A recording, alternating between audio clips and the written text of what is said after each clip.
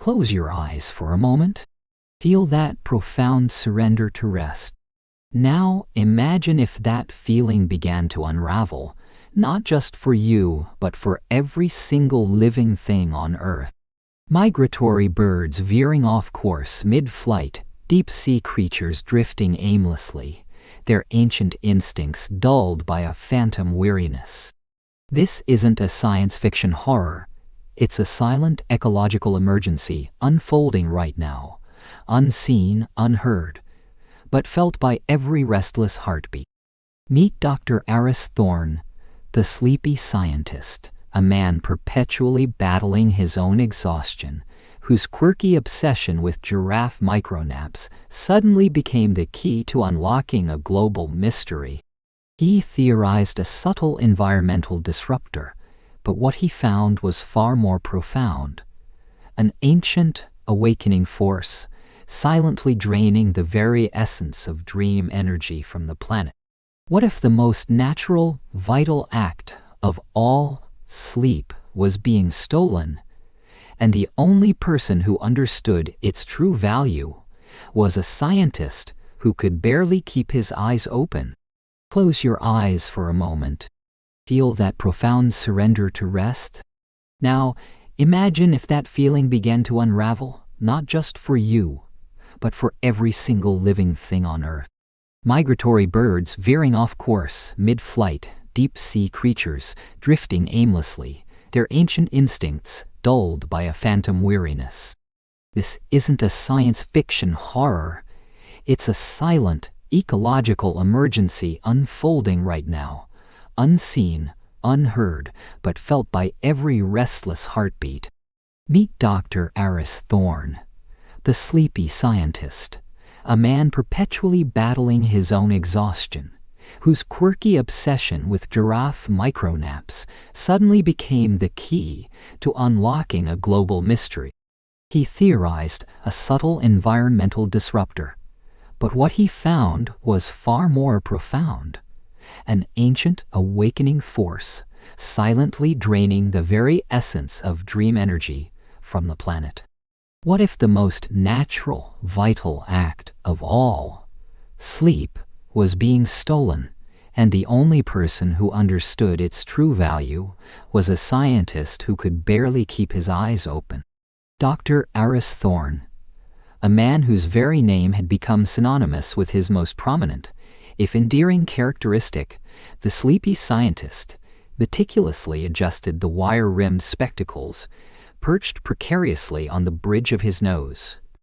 His eyes, perpetually shadowed by fatigue, held an intensity that belied their weary appearance, fixated on the arcane dance of data points flickering across his triple-monitor setup. His disheveled hair, a testament to countless nights spent hunched over blinking machinery rather than a pillow, was a constant, if unintentional, signature. The aroma of lukewarm, forgotten coffee mingled with the faint, ozone-tinged scent of overworked electronics, a familiar, comforting perfume to him. This dilapidated lab, nestled in an unassuming corner of a university campus in the bustling heartland of the United States, was our sanctuary, his universe. It hummed with a low, ceaseless energy, a symphony of buzzing hard drives, whirring cooling fans, and the intermittent chirps of an array of specialized sensors. Half-empty mugs littered every available surface, testament to a caffeine addiction that fought a losing battle against an insurmountable weariness. His current obsession, the very core of his existence, was a subject deemed utterly niche, even peculiar, by his peers: the extraordinary sleep patterns of giraffes. Specifically, their bewildering ability to snatch 2-minute naps while standing upright, their long necks often bent backward in a graceful, vulnerable arc, defying every conventional understanding of restorative rest.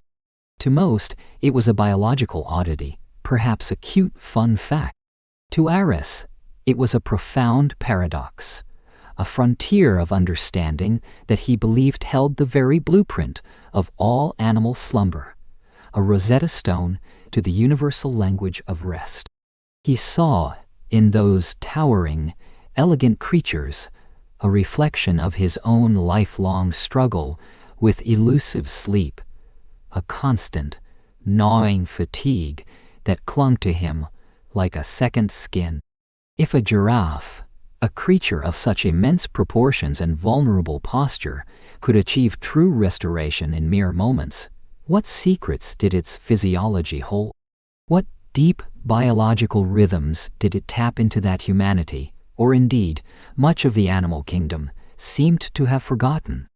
Eris, fueled by the persistent thrum of caffeine and an insatiable, almost feverish curiosity, believed understanding these micro-sleeps held the key not just to the mysteries of animal slumber, but perhaps even to his own fragmented nights. He theorized a nuanced, almost alchemical process at play, a rapid-fire neural reset that bypassed the extended cycles typical of most mammals. His lab was a testament to this theory, outfitted with custom-built biomonitors capable of detecting the most subtle shifts in brainwave activity, heart rate variability, and muscle atonia, all designed to decode the silent language of a giraffe's transient slumber. He cross-referenced reams of data, analyzing patterns of alpha, beta, and delta waves captured from remotely monitored giraffes across various sanctuaries, searching for the elusive signature of true, deep rest compressed into an impossibly brief window. He was a sleep archaeologist, meticulously sifting through the dust of received wisdom to unearth a hidden truth. For years, his research was considered an academic curiosity, a fascinating footnote in the vast encyclopedia of zoology. Funding committees often raised an eyebrow at his grant applications, questioning the practical applications of decoding a giraffe's brief doze. Dr. Thorne, one stern-faced committee member, had once quipped, "Are you perhaps projecting your own nocturnal struggles onto the noble artiodactyls?" Eris had merely offered a tired, tight-lipped smile in response, knowing that his personal quest for rest was inextricably linked to his scientific pursuit. He was driven not just by intellectual curiosity, but by a deep, almost existential need to understand the fundamental restorative power of sleep, a power that often eluded him. Then, slowly at first, like an insidious whisper carried on the global currents, a new unsettling trend began to emerge. It wasn't a sudden cataclysmic event, but a creeping malaise, an accumulation of disjointed, perplexing reports from wildlife centers, national parks, and remote research outposts across the globe. Initially, Eris dismissed them as isolated incidents, statistical anomalies. A flock of migratory Arctic terns, famous for their epic journeys, found grounded in Kansas, disoriented and unable to fly, their internal compasses scrambled. A pod of deep-sea whales, creatures of immense size and profound wisdom, surfaced near a bustling shipping lane off the coast of California, lethargic and listless, bumping into commercial vessels, their sonar navigation apparently dull. Fishermen in the Pacific reported unprecedented numbers of pelagic fish floating near the surface, sluggish and unresponsive, their scales dull, their usual agility gone. These weren't just unusual events. They were patterns of erratic and disturbed sleep cycles far beyond natural variations. From the smallest shrew to the largest elephant, from the highest flying bird to the deepest dwelling marine organism, the animal kingdom seemed to be suffering from a collective insomnia, or perhaps a sudden, unpredictable narcolepsy. Birds crashed into buildings mid-flight, their eyes glazed with an unnatural stupor. Nocturnal predators like wolves and owls were observed hunting clumsily in broad daylight, their instincts dulled, their senses muddled by a pervasive weariness. Diurnal creatures, usually vibrant and active, were found slumped listlessly, unresponsive to stimuli, their energy sapped. The reports were fragmented, coming from different languages and cultures, but the underlying narrative was chillingly consistent. The world was growing tired. Eris began to meticulously cross-reference his giraffe data, his sanctuary of predictable, if short, sleep, with these new, disturbing reports.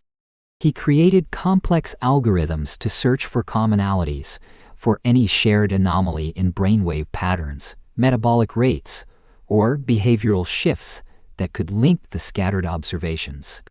His monitors, originally calibrated for ungulates, were now picking up subtle, inexplicable fluctuations in ambient electromagnetic fields, strange rhythmic pulses that seemed to interfere with his sensors.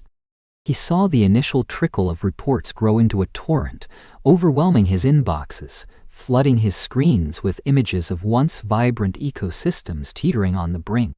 A colleague in a remote wildlife sanctuary in the Amazon sent an urgent, encrypted message detailing an unprecedented number of howler monkeys succumbing to a lethargic, unresponsive state, their famed dawn chorus replaced by a haunting silence. The attached images showed primates clinging precariously to branches, their eyes half closed, their grip tenuous, some already fallen to the jungle floor, ensnared in an unnatural slumber. His research, previously seen as niche, a charming eccentricity of the sleepy scientist, suddenly gained an urgent, desperate significance. The abstract theoretical pursuit of giraffe naps had transformed into a pressing global ecological emergency. Funding committees, previously skeptical, began to take notice, their polite inquiries turning into urgent demands for answers. Yet, even in their desperation, some still questioned the sleepy scientist's methods, his unconventional focus on the most fundamental, yet least understood, aspect of life. Eris felt a profound, deeply personal connection to the animal's plight. It was as if their fragmented rest mirrored his own lifelong struggle with elusive sleep, a constant battle against the encroaching shadow of fatigue. He understood their confusion, their desperate need for rest that never truly came. The frustrating dance between wakefulness and an unachievable peace. He knew the feeling of waking still tired, of a mind that refused to quiet, of a body that craved oblivion but was denied it. This shared suffering, this collective insomnia that gripped the natural world, drove him with an intensity he hadn't known was possible. It was no longer just about academic understanding. It was about kinship, empathy, and a primal desire to alleviate a suffering he intimately understood. He saw his own bleary eyes reflected in the dull gaze of a grounded migratory bird, his own restless nights echoed in the disoriented thrashing of a deep-sea creature. He hypothesized a subtle, widespread environmental disruptor, something imperceptible to standard monitoring equipment, something silently affecting the fundamental rhythms of life. It wasn't a toxin, not a visible pollutant, but something far more insidious, a phantom interference with the very core of biological timekeeping. His dilapidated lab, with its incessant hum and the scattered detritus of his endless work, became his sanctuary, yes, but also his war room. It was a command center in a silent battle against a global animal fatigue, a creeping lethargy that threatened to unravel the delicate tapestry of life on Earth. He meticulously cross-referenced his vast database of giraffe sleep patterns with the new, alarming reports from around the globe, searching for any commonality, any minute anomaly that could point to the source of this growing, silent crisis. Every data point was a clue, every restless animal a plea for understanding. The sleepy scientist, so often dismissed for his quirky focus, was now the unlikely vanguard in a battle for the world's most fundamental right, the right to rest. Close your eyes for a moment. Feel that profound surrender to rest. Now, imagine if that feeling began to unravel, not just for you, but for every single living thing on Earth. Migratory birds veering off course mid-flight, deep-sea creatures drifting aimlessly, their ancient instincts dulled by a phantom weariness. This isn't a science fiction horror. It's a silent ecological emergency unfolding right now, unseen, unheard, but felt by every restless heartbeat. Meet Dr. Aris Thorne, the sleepy scientist, a man perpetually battling his own exhaustion, whose quirky obsession with giraffe micronaps suddenly became the key to unlocking a global mystery. He theorized a subtle environmental disruptor, but what he found was far more profound. An ancient, awakening force silently draining the very essence of dream energy from the planet. What if the most natural, vital act of all, sleep, was being stolen, and the only person who understood its true value was a scientist who could barely keep his eyes open? In the labyrinthine chaos of Aris Thorne's dilapidated lab, where the hum of arcane machinery provided a low, constant lullaby, a new, unsettling melody began to play. It was a dissonant chord, struck by the escalating reports from wildlife monitors across the globe. Initially, these had been isolated incidents, easily dismissed as natural variations. A flock of Arctic terns landing weeks off schedule in Florida, a pod of pilot whales beaching themselves in a state of profound lethargy off the coast of Maine. But as the weeks bled into a relentless cascade of anomalies, Aris, his mind an intricate web of data points and caffeine-fueled hypotheses, saw the pattern. The animal kingdom wasn't merely tired. It was fundamentally eye-broken. His own eyes, perpetually underscored by shadows that spoke of a lifelong war with wakefulness, narrowed as he scrolled through a fresh batch of reports. A bear in Yosemite found attempting to hibernate in midsummer, its biological clock completely askew. Coral polyps, usually in constant, rhythmic motion, now inert, their vibrant hues fading into a dull, listless gray. The irony was not lost on him. The world was succumbing to a fatigue that mirrored his own, yet he was the only one wide-eyed enough to see it. His theory of a subtle, widespread environmental disruptor, once a whisper of an idea, now thrummed with the undeniable resonance of truth. Something imperceptible, yet devastatingly potent, was at play, scrambling the fundamental rhythms of life itself. The soft glow of his monitor illuminated a face etched with a mix of weary determination and intellectual hunger. The lukewarm coffee beside him, a forgotten relic of an earlier, more optimistic sip, offered no solace. Aris pushed his glasses higher on his nose, his gaze fixated on the flashing notification in the corner of his screen. An urgent, encrypted message.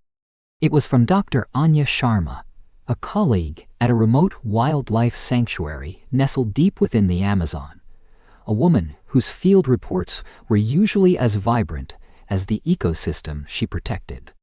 Aris felt a prickle of unease. Anya only sent encrypted messages when the situation was dire, bordering on the catastrophic.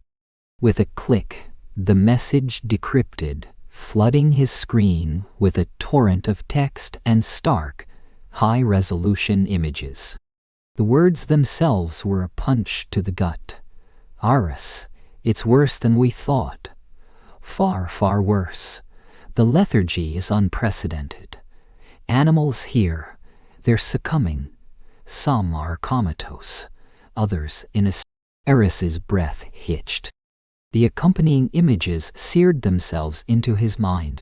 A majestic jaguar, once the apex predator of its domain, lay stretched out on a sun-dappled log, its powerful frame limp, its eyes half-closed but glazed over, devoid of the usual spark of life. Nearby, a troop of howler monkeys, Normally, a raucous chorus of the jungle clung to branches with a terrifying stillness, some even slipping, their grip lost to an overwhelming, unnatural slumber. A toucan, its vibrant beak now dulled, sat motionless on the forest floor, its plumage ruffled, its head drooping with an exhaustion that felt palpable even through the screen. The once vibrant ecosystem, a symphony of life and energy, was teetering on the brink of an oppressive silence, its inhabitants caught in a perpetual, unnatural stupor, or a terrifying, unblinking vigilance. The starkness of the images, the desperate urgency of Anya's words, resonated with a chilling clarity. This wasn't just fragmented rest, it was a complete unraveling. Eris's mind, usually a chaotic archive of data, snapped into sharp focus. His 2-minute nap theory, the profound efficiency of giraffe micro-sleeps, suddenly twisted into a desperate, harrowing realization. These short bursts of rest weren't just about conserving energy. They were a profound adaptation, a survival mechanism against an encroaching, unseen force that was actively stealing the very essence of rest. The animals, like his beloved giraffes, were trying to cope, but the disruption had become too profound, too insidious. Their plight mirrored his own lifelong struggle with elusive sleep, driving him with a renewed, almost desperate, resolve. He felt a personal connection to their suffering, as if their fractured rest were an echo of his own fragmented consciousness. This wasn't merely academic anymore. It was an ecological emergency of staggering proportions. Without hesitation, Aris began to move with a speed that belied his usual sluggish demeanor. The lukewarm coffee was shoved aside, the half-eaten granola bar forgotten. He swept across his lab, a whirlwind of purpose, his hands instinctively reaching for his specialized portable sleep monitoring kit. This wasn't a standard, off-the-shelf kit.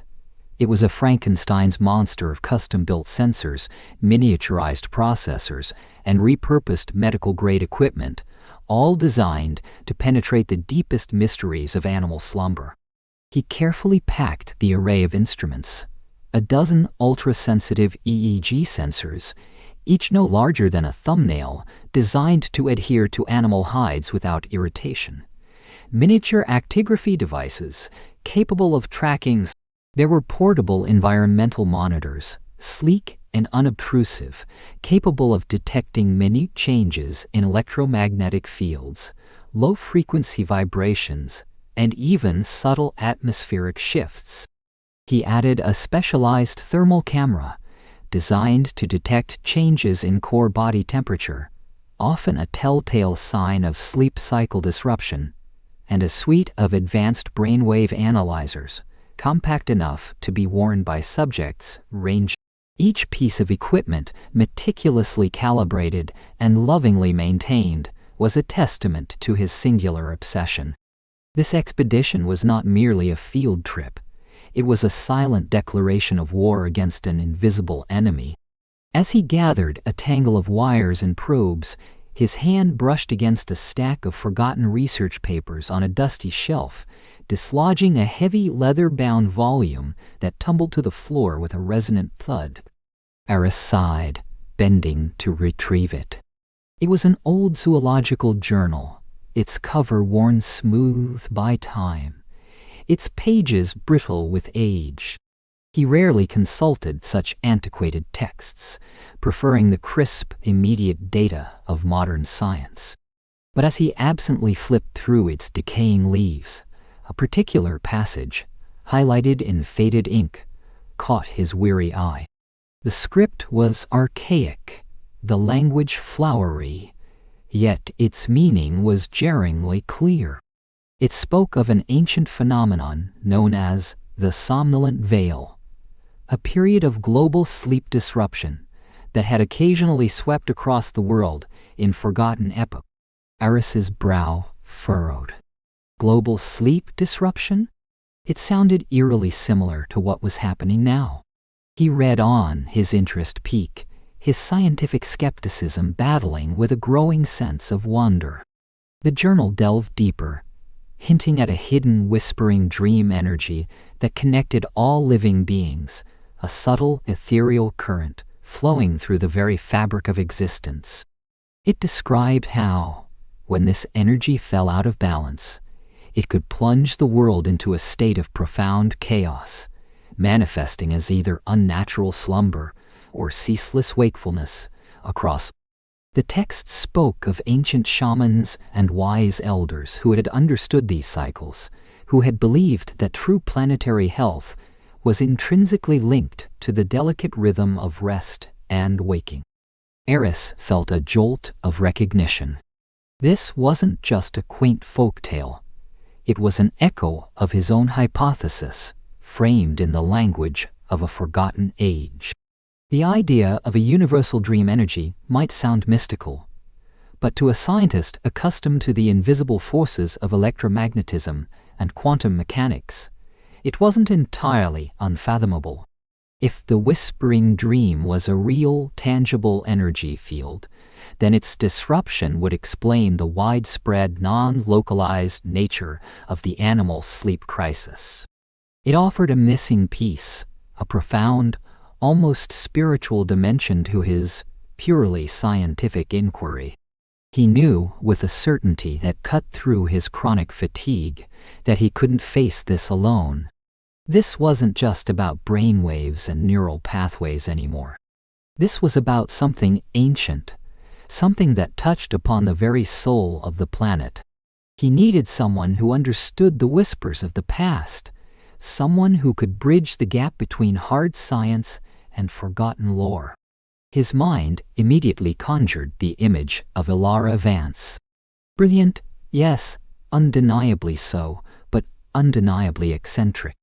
Eris had crossed paths with her at a few obscure interdisciplinary conferences, where her presentations on ethnobotany had often veered into the realm of forgotten rituals and indigenous ecological knowledge. She was known for her ability to extract scientific data from ancient texts to find botanical evidence for what others dismissed as myth. Her lab, if it could even be called that, was a greenhouse overflowing with rare and often unidentifiable flora, alongside shelves crammed with dusty scrolls and maps. He was exactly the kind of person who could parse the poetic language of the somnolent veil and whispering dream into something actionable. Eris quickly located her contact information, a number he'd saved under Vance, Plant Whisperer. He composed a concise, urgent email outlining the crisis and referencing the newfound journal. He knew Ilara's initial reaction would be skepticism, perhaps even derision, for a sleep scientist dabbling in ancient mysticism. Sleep, to many, was a trivial, almost indulgent field. But Eris had a hook, one that he knew would intrigue her scientific mind, even if cloaked in the language of myth. Ilara's reply came swiftly, surprisingly so. As Eris had predicted, her opening lines were laden with a dry academic skepticism regarding his sleep science. She found the concept of a whispering dream energy rather poetic for a scientific inquiry. But then came the turning point, a sentence that sent a surge of anticipation through Eris. However, she wrote, your mention of rare flora associated with these somnolent veil periods in the journal does pique my interest. My own research has occasionally unearthed references to plants whose growth cycles appear to be inexplicably tied. A quiet triumph bloomed in Eris's chest. He had found his unexpected ally. Ilara's intrigue wasn't driven by mysticism, but by the tangible botanical clues embedded within the ancient texts. This was the bridge he needed. She saw the potential for a new scientific frontier where others saw only folklore. Their first meeting, brief and focused, took place at a nondescript diner near Ilara's overflowing greenhouse. Eris, still in his lab coat, smelling faintly of old coffee and ozone, laid out his data, the grim wildlife reports, and the brittle pages of the ancient journal. Ilara, dressed in practical earth-toned clothing, her wild dark hair tamed by a single braid, listened intently, her fingers tracing the faded illustrations in the journal. Her eyes, sharp and intelligent, scanned the botanical descriptions, noting the strange growth patterns, the almost imperceptible hum that the text claimed emanated from these dream indicator plants. The stage was set for an unlikely partnership. Aris, the sleep scientist, with his array of blinking instruments and relentless pursuit of empirical data. Ilara, the ethnobotanist, armed with her ancient maps, her profound understanding of the natural world, and a wisdom called for. They were a mismatched duo, their methods seemingly at odds, yet united by a shared sense of urgency and an unyielding curiosity. Their journey began at dawn, before the first tendrils of sunlight pierced the early morning mist of the American Pacific Northwest, where the nearest and most affected remote jungle sanctuary was located. They drove for hours, leaving the sterile order of highways for winding, increasingly desolate roads, before transitioning to a chartered bush plane that rattled them over vast emerald canopies. As they descended, the air grew heavy with an unspoken tension, thick with the scent of damp earth and unknown flora. The silence of the deepening forest was more unnerving than any noise, a profound, almost reverent hush, as if nature itself was holding its breath, awaiting a diagnosis, a cure. Their first stop was a remote jungle outpost, a collection of makeshift shelters and research stations that felt eerily quiet. The reports had not been exaggerated. Monkeys, usually a vibrant, acrobatic blur, were indeed falling from trees in mid-sleep, their tiny, unconscious bodies thudding softly onto the leaf-strewn ground before being gently gathered by concerned park rangers. Nocturnal predators, their instincts dulled by the pervasive fatigue, struggled to hunt, their keen senses dulled, their movements sluggish. A once feared jaguar had been observed stumbling, losing its footing, its predatory grace replaced by a profound, almost pathetic clumsiness. Eris, despite his own bone-deep weariness, felt an electric surge of purpose. This was it, the front line of a global crisis. He wasted no time, deploying his array of sensors with the practiced efficiency of a seasoned field researcher. Miniaturized EEG leads were carefully attached to the foreheads of sedated primates, their brainwave activity meticulously recorded. Environmental monitors, discreetly placed amongst the dense foliage, began to measure everything from subtle electromagnetic fluctuations to infrasonic vibrations in the air. He was searching for any commonality, any anomaly that could point to the source of the growing crisis, the invisible hand twisting the fabric of life itself. Meanwhile, Ilara, her movements as fluid and quiet as the jungle itself, collected samples of unusual plant life. She moved with an innate respect for the ecosystem, her hands gentle as she examined the flora. She noted their peculiar growth patterns, their leaves often discolored, their usual vibrant greens replaced by an unhealthy pallor. But what truly captivated her, what resonated with the ancient journal's descriptions, was an almost imperceptible hum emanating from some of these plants, a low-frequency vibration that seemed to pulse in sync with an unseen rhythm. Her eyes, alive with a quiet intensity, recognized the symptoms of imbalance, the botanical beacons of a world in distress. Together, the mismatched duo had finally set foot in the heart of the enigma, their scientific instruments and ancient wisdom now converged, poised to unravel the mystery of the somnolent veil. The fight for the world's sleep had truly begun. The air grew heavy with an unspoken tension. The silence of the forest more unnerving than any noise, as if nature itself was holding its breath.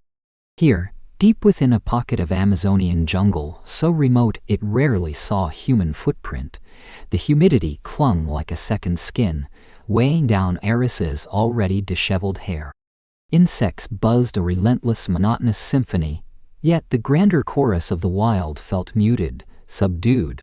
This wasn't the vibrant, cacophonous jungle he'd read about in textbooks. It was a forest in distress, its lungs struggling to draw breath. Eris, despite the oppressive heat, felt a chill crawl up his spine. His eyes, usually a landscape of perpetual fatigue, were sharpened by an urgent, almost desperate focus. He moved with a precision that belied his slumped posture, deploying his array of specialized sensors. Each piece of equipment, from the minute neural correlators designed to subtly map brainwave activity without direct contact, to the electromagnetic resonance detectors that could pick up the faintest fluctuations in the environment, was placed with meticulous care. He anchored acoustic dishes high in the canopy, hoping to capture abnormal vocalizations, or, more tellingly, the absence thereof. Ground-penetrating radar units, usually reserved for archaeological digs, were now tasked with probing for subterranean anomalies. He even set up a network of thermal cameras, their silent lenses sweeping the undergrowth for any animal exhibiting unusual core temperature shifts, another subtle indicator of disturbed sleep. The jungle's inhabitants were the first, stark indicators of the crisis. He watched a troop of howler monkeys, normally boisterous and territorial, clinging listlessly to branches, their calls reduced to sporadic, mournful moans. One, a young male, suddenly lost its grip, plummeting a terrifying 20 feet before catching itself on a lower vine, its eyes wide with a confusion that mirrored Eris' own. Nocturnal predators, like the ocelot he'd spotted earlier, moved with an uncharacteristic lethargy, its hunting instincts dulled, its pupils dilating erratically, as if struggling to adjust to the dim light. Even the migratory birds, whose internal compasses were usually unerring, sometimes veered off course, corrected with a jerky, disoriented flutter, then veered again. It was as if their very sense of being was fractured. Eris hunched over his portable monitor, the greenish glow illuminating the sweat beading on his forehead. Data streamed in, a ceaseless river of numbers, graphs, and waveforms. He was looking for patterns, for anomalies that transcended species, for any shared signature of disquiet. For hours, he found only the chaotic noise of a suffering ecosystem. His initial frustration was a familiar companion, but he pushed past it, fueled by the lukewarm, bitter coffee in his thermos and the silent, desperate plea he felt emanating from the forest. Then, a flicker. A subtle, almost imperceptible blip on the electromagnetic spectrum analysis. He adjusted the gain, fine-tuned the filters. The blip resolved into a faint, rhythmic pulse. Low frequency. Infrasound, perhaps, but with a highly structured, almost coded signature. It wasn't natural. Not like the rumble of a distant tremor or the ebb and flow of geomagnetic field. This was too precise, too intentionally. He cross-referenced the pulse with the neural correlator data. His breath hitched. The low-frequency vibration, barely detectable by human hearing, was subtly interfering with the animal's brainwave activity. It wasn't loud enough to cause physical pain, nor strong enough to induce a coma. Instead, it was like a persistent, almost subliminal hum, a discordant whisper disrupting the delicate neural pathways responsible for transitioning between sleep stages, for consolidating memory, for achieving the deep, restorative. It was fragmenting their sleep cycles, making even the shortest naps utterly inefficient. The giraffe's 2-minute naps, which he'd once seen as an evolutionary marvel of efficiency, now seemed a desperate adaptation, a final, fragile attempt at survival against an encroaching, unseen force. This pulse was making true rest impossible, turning every attempted slumber into a battle. Eris, Ilara Vance's voice cut through his intense focus. She moved with an almost ethereal grace, her presence a stark contrast to the clunky technology surrounding Iris. Her hands, nimble and stained with earth, held a cluster of botanical samples. Her eyes, sharp and discerning, were fixed on something glowing softly in her palm. "Look at this." She extended her hand, revealing a vibrant phosphorescent moss unlike anything Eris had ever seen. It wasn't merely luminescent. Its glow was rhythmic, pulsing with a faint, otherworldly purple light. Eris's head snapped up, his own monitor's readouts momentarily forgotten. "That's extraordinary." He reached for one of his spectral analyzers, gently passing it over the moss. The readings were immediate and astonishing. The moss's luminescence pulsed in perfect synchronicity with the low-frequency vibration his instruments had just detected. "I found it growing only in areas with the most severe animal disturbances," Ilara explained, her voice hushed with a mixture of awe and concern. "The ones where the monkeys are falling from trees, where the birds are most disoriented. It's a dream indicator, according to the ancient texts." Eris looked from the glowing moss to his screen, the undeniable correlation sending a jolt of understanding through him. "A biological beacon," he murmured, his mind racing.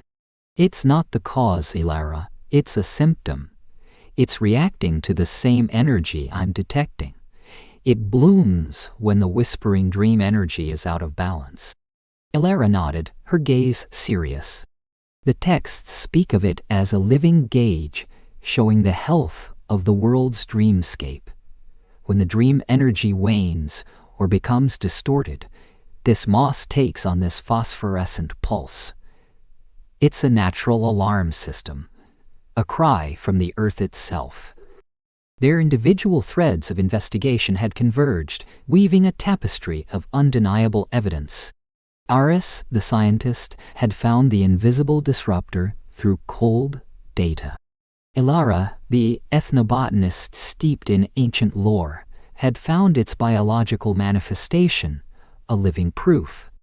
The subtle, widespread environmental disruptor Ares had hypothesized was no longer subtle.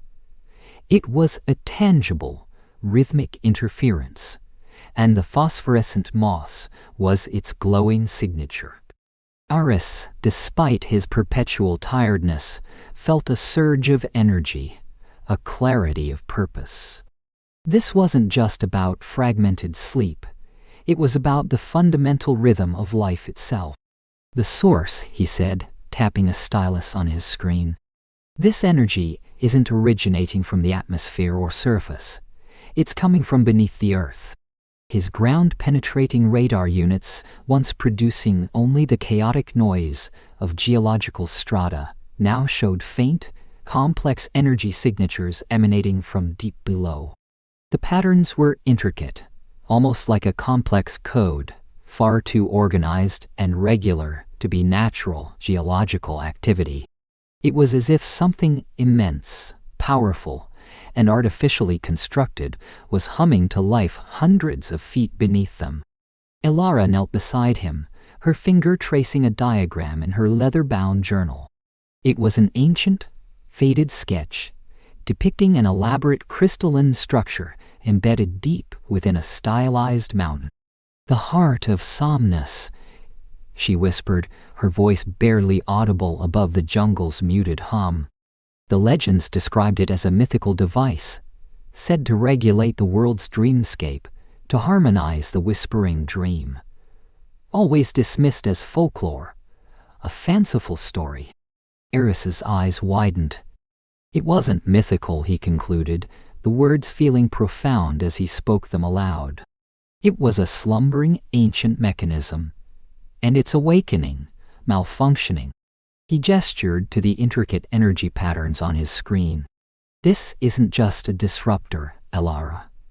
This device, whatever it is broadcasting a discordant frequency.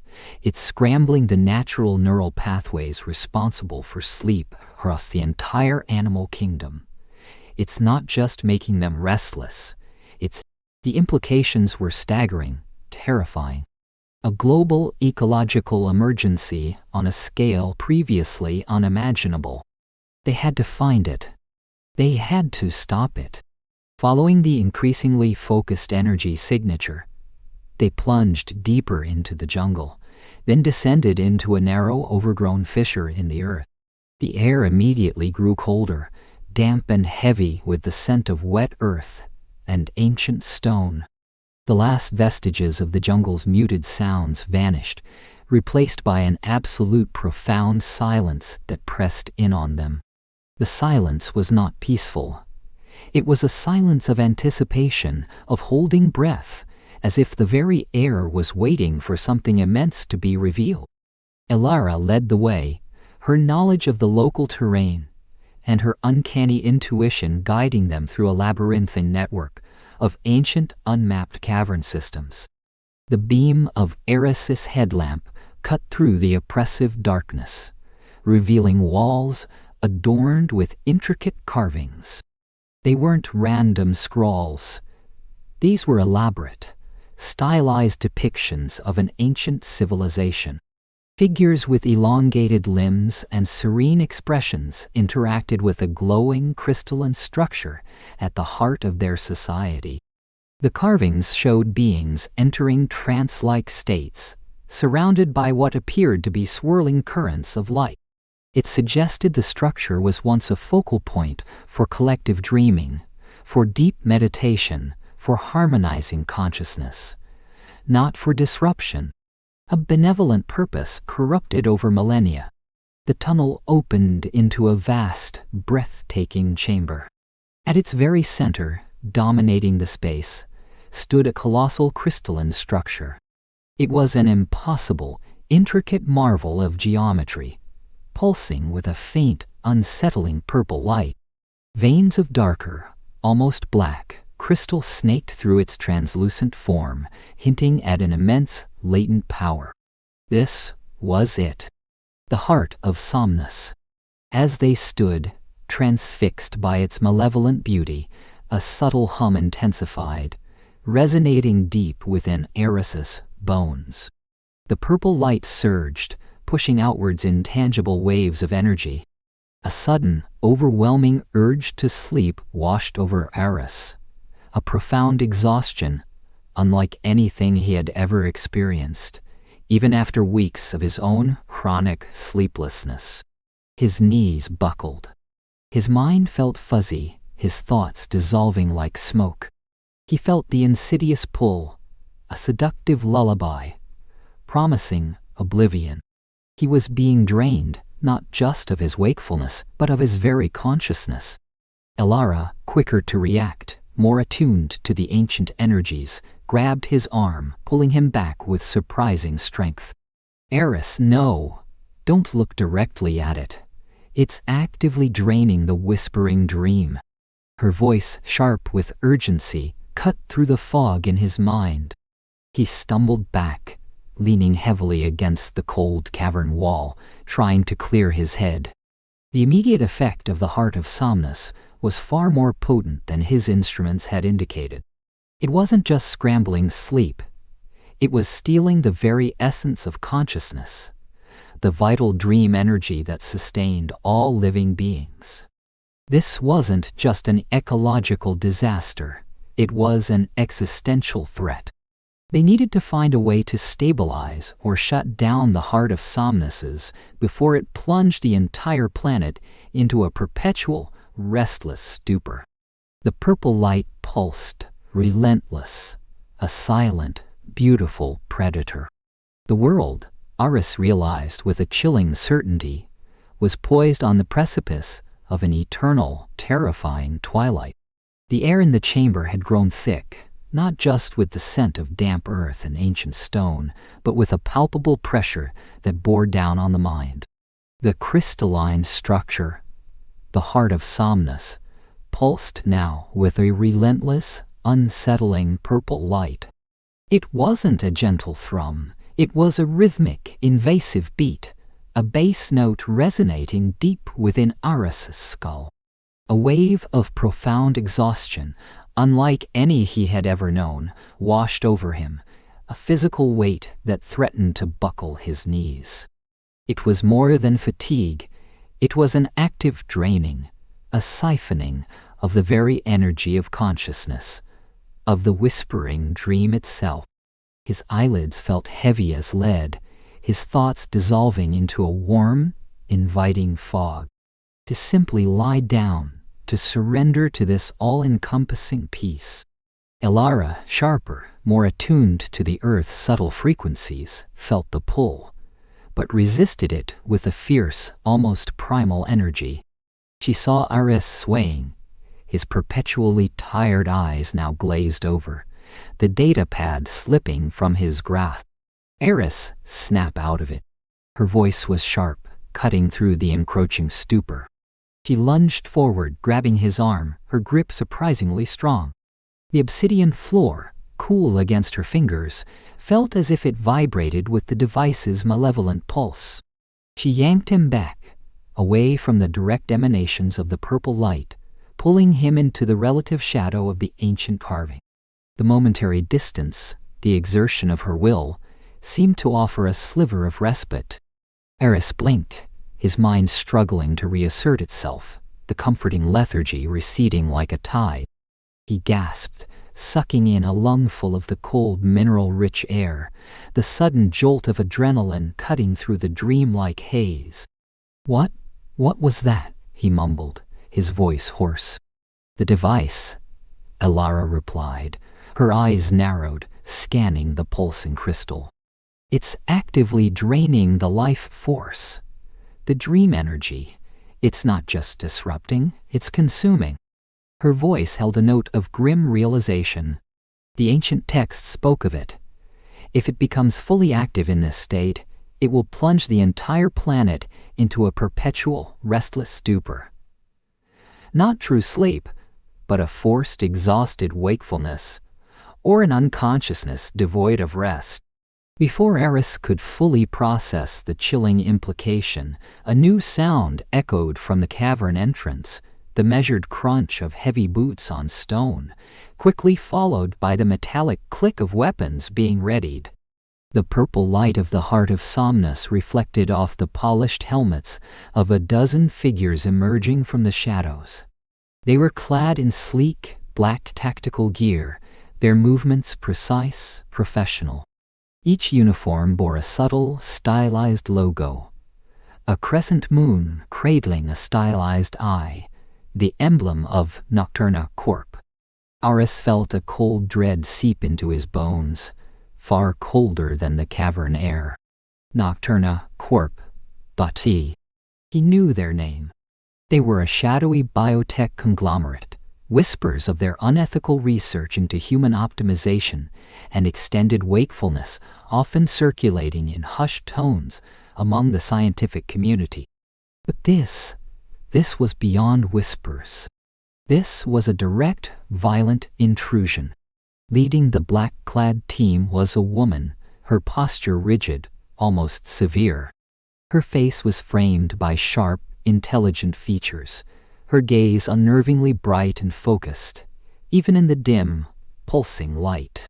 Her silver hair, pulled back in a severe bun, seemed to shimmer. She wasn't wearing a helmet, allowing Aris to recognize her instantly. A jolt of recognition, akin to a physical blow. "Dr. Thorne," she said, her voice cool and measured, yet edged with an undeniable authority. "Always chasing the fringe. But this time, Aris, you've stumbled upon something truly significant." It was Dr. Evelyn Reed, Aris's former mentor. The woman who had first ignited his passion for neurobiology, who had encouraged his early unconventional theories before their paths diverged so drastically. He remembered her boundless ambition, her relentless drive for progress, even if it skirted the edges of conventional ethics. Now, That ambition had clearly consumed her. "Evelyn?" Iris's voice was barely a whisper, a mix of disbelief and betrayal. "What? What are you doing here?" Evelyn offered a thin, humorless smile. "We've been tracking this energy signature for months, Iris. Ever since the global sleep anomalies began. You merely confirmed our suspicions about its location." He gestured grandly towards the pulsing crystal. "The heart of Somnus, as you so poetically call it. Or, as we prefer, the Somnus engine. And it belongs to Nocturna Corp." Ilara stepped forward, her hand instinctively going to a pouch at her belt, her eyes wary. "This isn't some corporate asset. This is an ancient mechanism, a part of the planet's vital rhythm. It's malfunctioning, causing widespread ecological damage." Evelyn chuckled, a dry, dismissive sound that grated on Iris's nerves. "Malfunctioning? My dear ethnobotanist, you mistake disruption for opportunity. We believe it holds the key to ultimate human potential. Imagine a world where humanity is no longer shackled by..." Iris felt a surge of nausea cutting through his remaining fatigue. "Eliminate sleep. Evelyn, this device is causing chaos. It's fragmenting the natural world, turning healthy rest into a waking nightmare. You can't just steal the world's sleep." "Steal?" Evelyn raised an eyebrow, a flicker of genuine bewilderment in her eyes, as if his words were utterly nonsensical. "We are simply reclaiming a resource. The whispering dream energy, as your antiquated texts describe it, is simply neural energy, a vast untapped reservoir of cognitive power. With the Somnus, his mentor, blinded by ambition, saw a world free of a natural, essential process. Iris saw a world starved, a planet unraveling. He suddenly understood the true horror of Nocturna Corp's vision. They didn't want to fix the heart of Somnus. They wanted to amplify its disruptive power, not for balance, but for profit, turning the fundamental right to rest into a commodity, a resource to be exploited. They sought to weaponize wakefulness, to turn life's most profound surrender into a perpetual state of vigilance, twisting the very essence of existence. "You'll unravel the entire ecosystem," Iris pleaded, his voice cracking with the strain of his own exhaustion and the weight of this horrifying revelation. "Animals are suffering. Systems are collapsing.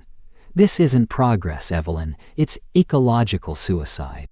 "Collateral damage," Evelyn shrugged, her gaze hardening. "A necessary cost for the evolution of our species. The weak will adapt, or they will perish. The strong will lead the way to a new dawn of consciousness." She motioned to her team. "Secure the engine, and secure Dr. Thorne and his associate. They possess valuable research and perhaps an understanding of the engine's finer workings." The black-clad figures began to advance, weapons raised, their footsteps echoing ominously in the cavern. Iris felt a surge of fear, but it was quickly overshadowed by a hardening resolve. This wasn't just about ancient mechanisms and scientific curiosities anymore. This was about protecting life itself, protecting the fundamental, sacred right to rest for every living being on the planet. "We need to go, Iris. Now." Ilara's voice was sharp, urgent. She pointed towards a fissure in the cavern wall, barely visible behind a veil of phosphorescent moss. "I found a passage. It's tight, but it's our only way out." Without hesitation, Iris followed, his tired limbs moving with a desperate urgency. They scrambled towards the hidden opening, the agents of Nocturna Corp closing in behind them. A laser beam seared past Iris's head, singeing a few strands of his disheveled hair. He could hear Evelyn's voice, colder now, sharper. "Do not harm them unless absolutely necessary, but do not let them escape." They plunged into the narrow passage, Elara leading the way with a practiced ease, her knowledge of the Earth's secret veins proving invaluable. The air here was even colder, the space constricted, forcing them to move in a crowd. Eris could hear the grunts and curses of Nocturna Corp's agents attempting to follow, their bulkier gear struggling in the tight confines. The passage twisted and turned, dropping sharply in places, opening into small, cramped chambers, before narrowing again. Elara moved with the grace of a jungle cat, her fingers finding purchase on ancient, uneven stones. Eris, hampered by his weariness and lack of agility, stumbled frequently, relying on Elara's guiding hand and the sheer force of his newfound purpose to keep moving. The echoes of the pursuit gradually faded, replaced by the rush of subterranean water and the slow, rhythmic drip of moisture from the cavern ceiling. After what felt like an eternity, they emerged into a larger, more stable tunnel, leading them away from the immediate threat. They were deep within the earth, in a forgotten labyrinth of passages, far from the pulsing purple light of the Somnus engine.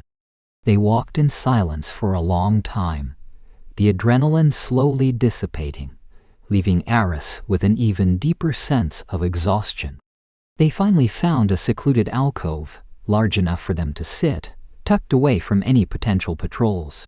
Eris leaned his head back against the cool stone, his breathing ragged, his eyes struggling to stay open. "We made it," Elara breathed, her voice hoarse, but with a note of grim satisfaction. She handed him a small, dark leaf. "Chew this. It will help clear your mind, at least for a little while." Oris took the leaf, its bitter taste immediately waking his senses. "He wants to monetize sleep," he said, the words heavy, tasting like ash in his mouth. "Evelyn believes she's ushering in a new era, but it's abhorrent." Elara nodded, her gaze distant. The ancient texts spoke of it, not just of the somnolent veil, but of those who would seek to control the whispering dream. To them, it was a sacred energy, not a resource to be exploited. To steal it, to disrupt it, was to invite cosmic imbalance. Oris rubbed his temples, the bitter leaf doing little to alleviate the pounding in his head. His own chronic sleep deprivation, usually a familiar companion, now felt like a cruel irony, a personal mirror to the global crisis. The subtle influence of the heart of Somnus, even from a distance, seemed to amplify his symptoms. The lines between reality and dream began to blur with alarming frequency. He would see the cavern walls ripple like water, or imagine the distressed eyes of a giraffe staring at him from the shadows, their wide, gentle gaze filled with a profound weariness. "We can't let her do this," Eris said, his voice firm despite his inner turmoil. "Our mission, it's changed. It's not just about fixing a broken device anymore. It's about protecting the fundamental right to rest. For everyone. For everything." Elara met his gaze, a quiet determination in her own eyes. "Then we need a plan. Nocturna Corp will be relentless. They won't stop until they have the Somnus engine fully under their control." She was right. The silence of the jungle, which had once seemed unnerving, now felt like a distant luxury. They were no longer simply researchers. They were now fugitives, guardians of a cosmic balance, hunted by a powerful, unscrupulous corporation. Over the next few days, as they carefully navigated the labyrinthine caverns, cautiously making their way back towards the surface, Eris' condition worsened significantly. The herbal remedies Elara administered helped, dulling the edges of the fatigue, but couldn't combat the fundamental drain. His mind, already prone to exhaustion, was now a battleground. He found himself conversing with phantoms in the dark shadows, shifting into familiar faces, only to vanish when he blinked. The distinction between waking thought and fragmented hallucination became increasingly tenuous. He saw the suffering animals in his waking moments. A hummingbird struggling to beat its wings. A whale drifting aimlessly in a spectral ocean, their eyes mirroring his own profound fatigue, their silent cries echoing in the cavern of his mind. He began to realize the heart of somnus wasn't just disrupting sleep, it was amplifying a primal, ancestral fear of rest itself. It twisted the natural cycle, turning the comforting embrace of slumber into a source of anxiety, a terrifying descent into the unknown. This was Nocturnocorp's ultimate weapon, not just to remove the need for sleep, but to make the very act of sleeping a source of profound unease, driving humanity towards a state of hypervigilance, perpetually awake and ripe for exploitation. As they finally emerged from the caverns, under the cover of a moonless night, they found the world outside already responding to Nocturnocorp's narrative. The news reports, accessed discreetly via Ilara's satellite-enabled tablet, painted a distorted picture. Dr. Aris Thorne was a rogue scientist, tampering with natural cycles, endangering the public with his unconventional theories. Nocturnocorp, meanwhile, was presented as the benevolent savior, on the verge of a breakthrough that would unlock human potential and end the global sleep crisis. The misinformation was insidious, sowing doubt and fear, expertly turning public opinion against them. "We need to expose them," Aris rasped, his voice rough from disuse and exhaustion. "We need to reveal the heart of somnus for what it is, a global threat, not a miracle cure." "And how do we do that when they control the narrative, Aris?" Ilara asked, her tone pragmatic. "We need something more. We need to counter the heart's influence, something that will prove our claims, not just debate them." She paused, her brow furrowed in thought, her fingers tracing a pattern on the ancient zoological journal she carried. "Wait," she murmured, flipping through the brittle pages. "There's a forgotten section. I glossed over it, thinking it too fanciful. It speaks of a resonance stone, a natural counterfrequency, capable of calming the heart of somnus, restoring its benevolent hum." Aris's head snapped up, a spark of scientific curiosity momentarily piercing through the fog of his exhaustion. "A counterfrequency? A harmonic dampener, essentially?" "Perhaps," Ilara mused. "But the journal states it's guarded by ancient rituals, hidden in a location that requires a specific, deep meditative state to access. A state of profound inner stillness, attuned to the whispering dream." Aris slumped back against the tree, the irony not lost on him. A meditative state. Deep stillness. The antithesis of his own perpetual existence. He was the epitome of fragmented sleep, a living testament to the world's current imbalance. But then, a thought, a faint, almost dreamlike flicker, began to take hold in his exhausted mind. His giraffes. His beloved giraffes, snatching their 2-minute naps, achieving deep restorative rest in mere moments. He had spent years dissecting their sleep architecture, their unique ability to surrender to rest and return to full alertness almost instantly.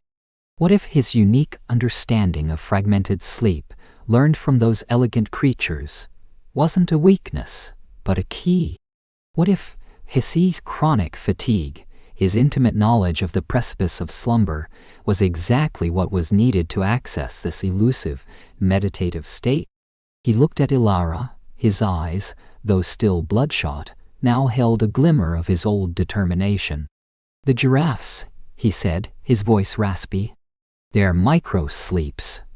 They achieve deep rest in moments. It's a form of conscious napping, a deliberate surrender." He paused, a strange half-smile touching his lips. "I've spent my life studying the art of the quick nap. Perhaps now I can master it."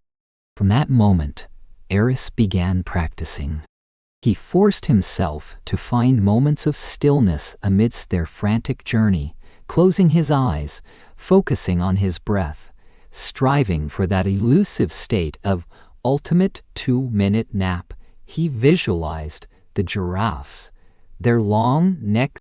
He tried to mimic their instant surrender, the deep, efficient plunge into restorative rest, even as Nocturna Corp's pursuit intensified around them. The corporation, now fully aware of Aris and Ilara's intentions, deployed a vast network of drones and agents. The sky above them often hummed with the faint buzz of surveillance, forcing them to travel through dense undergrowth, along winding rivers, and under the cover of night. There were close calls, exhilarating chases through moonlit forests, and harrowing moments where they had to remain perfectly still, hidden within the shadows as armed patrols swept past their positions. The constant pressure, the gnawing anxiety of being hunted, further exacerbated Eris' sleep deprivation. Yet paradoxically, his deliberate practice seemed to offer fleeting moments of profound, albeit brief, clarity. He was learning to find stillness within chaos, a micro-sanctuary in the storm. Ilara, ever resourceful, used her knowledge of ancient maps and hidden ecological pathways to guide them. She led them through forgotten trails, past sacred groves, and over treacherous mountain passes, always one step ahead of Nocturna Corp's relentless pursuit. Their destination, a secluded ancient temple shrouded in myth, said to be the resting place of the resonance stone. After weeks of arduous travel, of dodging drones and evading capture, they finally arrived. The temple wasn't a grand, towering structure, but a series of moss-covered, interlocking stone complexes, partially reclaimed by the jungle. It radiated an almost imperceptible aura of peace, a quiet resistance to the disharmonious hum that still permeated the world. The entrance was guarded not by physical barriers, but by an intricate series of puzzles carved into the very stone of the temple's facade. They weren't riddles of language, but of pattern, of rhythm, of subtle energy. They were designed, Ilara explained, to test one's understanding of balance, of the profound interconnectedness of wakefulness and sleep, of the delicate dance between activity and rest. Eris, despite his fatigue, felt a surge of intellectual excitement. This was his language. This was science, wrapped in ancient wisdom. He leaned into the carvings, his fingers tracing the intricate lines. One puzzle, a series of concentric circles that pulsed with a faint internal light, seemed to respond to subtle biorhythms. It required him to synchronize his own fragmented breathing and heart rate with an ancient mechanism, mimicking the very short naps he'd studied. He closed his eyes, focusing. He wasn't just observing the giraffes anymore. He was becoming one with their rhythm. He remembered the data, the precise neural patterns, the swift, efficient drop into delta waves, followed by an equally swift return to full consciousness. He felt a profound connection to them, understanding their delicate dance with sleep, their quick surrender to rest, and their swift return to alertness. He let go of the noise, the fear, the exhaustion, and for a fleeting moment, he was a giraffe, standing tall, yet perfectly at rest, suspended between two worlds. His heart rate slowed, his breathing deepened, aligning with the ancient mechanism. The concentric circles glowed brighter, then clicked into place, opening a hidden doorway. They navigated the remaining puzzles, a seamless blend of Aris' scientific insights and Ilara's deep knowledge of ancient wisdom. Each challenge deepened Aris's understanding, not just of the puzzles, but of himself, of the fundamental human need for sleep, not as a weakness, but as a source of profound strength and connection. Finally, they reached the innermost chamber. It was circular, bathed in a soft ethereal light filtering from a natural skylight far above.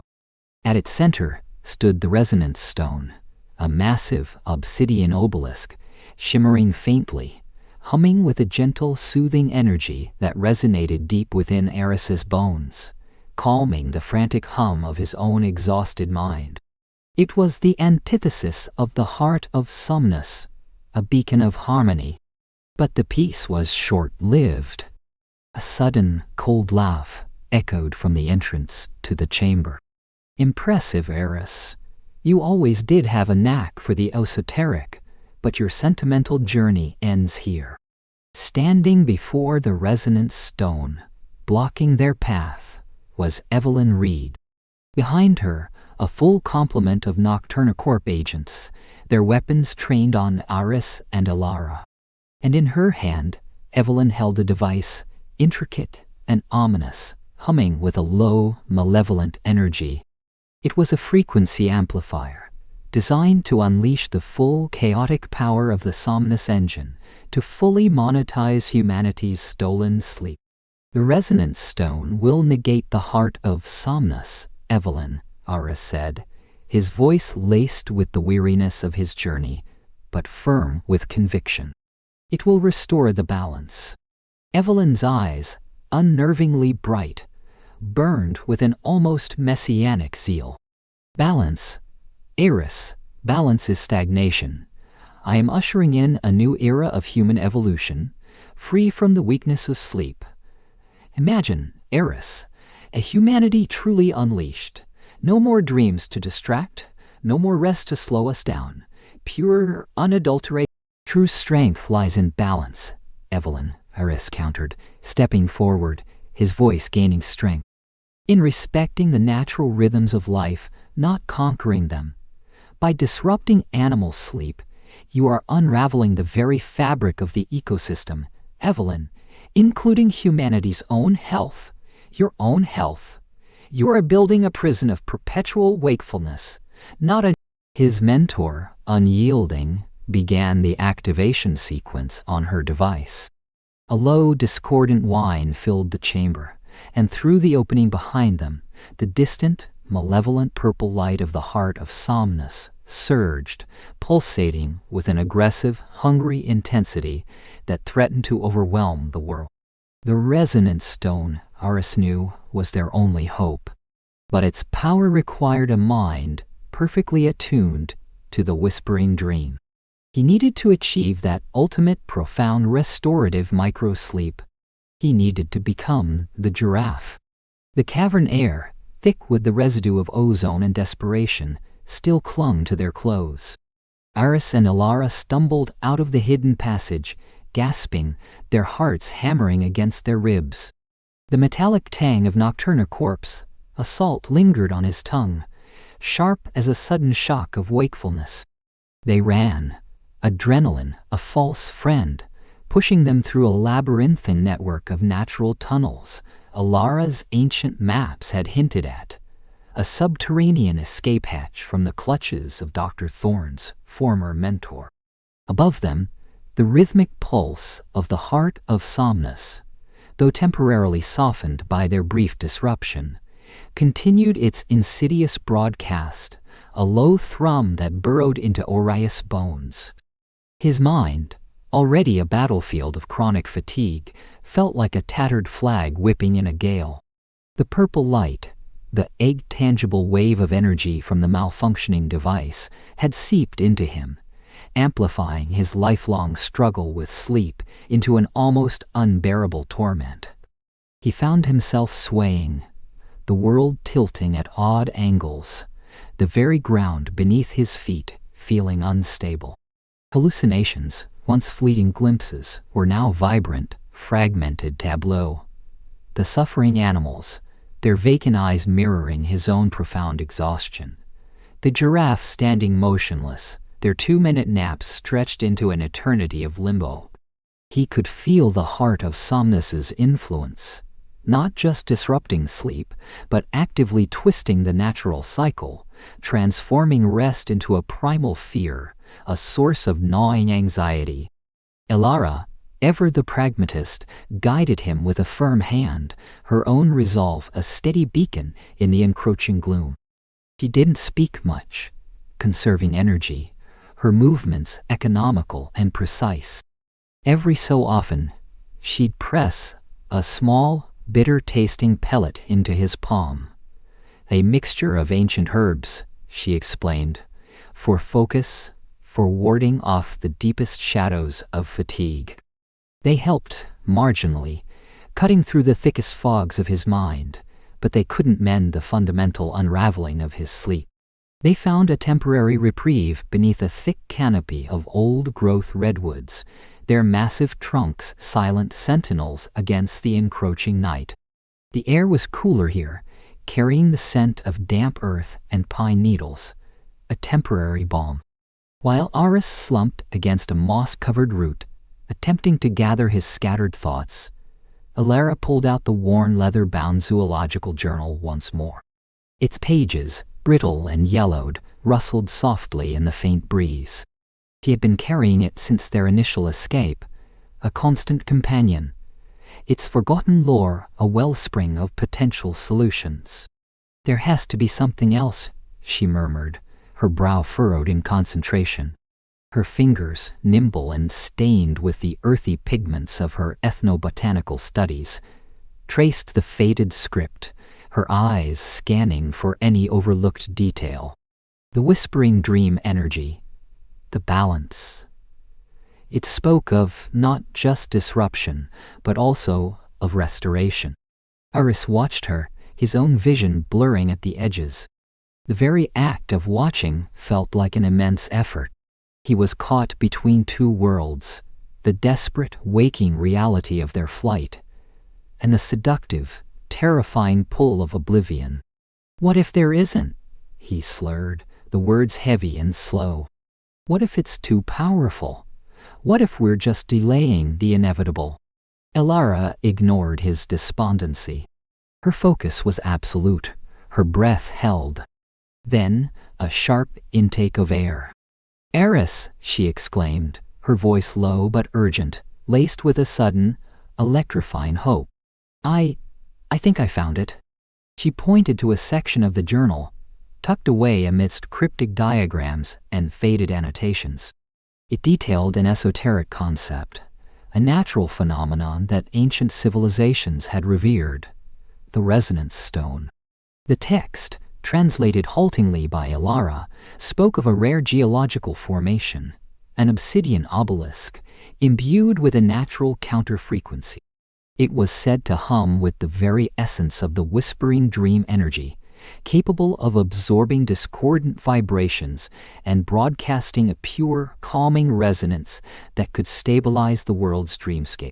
"A counter-frequency," Aris repeated, a spark of his scientific mind flickering to life despite the pervasive exhaustion. Like noise-canceling headphones for the planet's neural pathways. Elara nodded, her eyes shining with renewed purpose. "Precisely. But it's not simply a matter of finding it.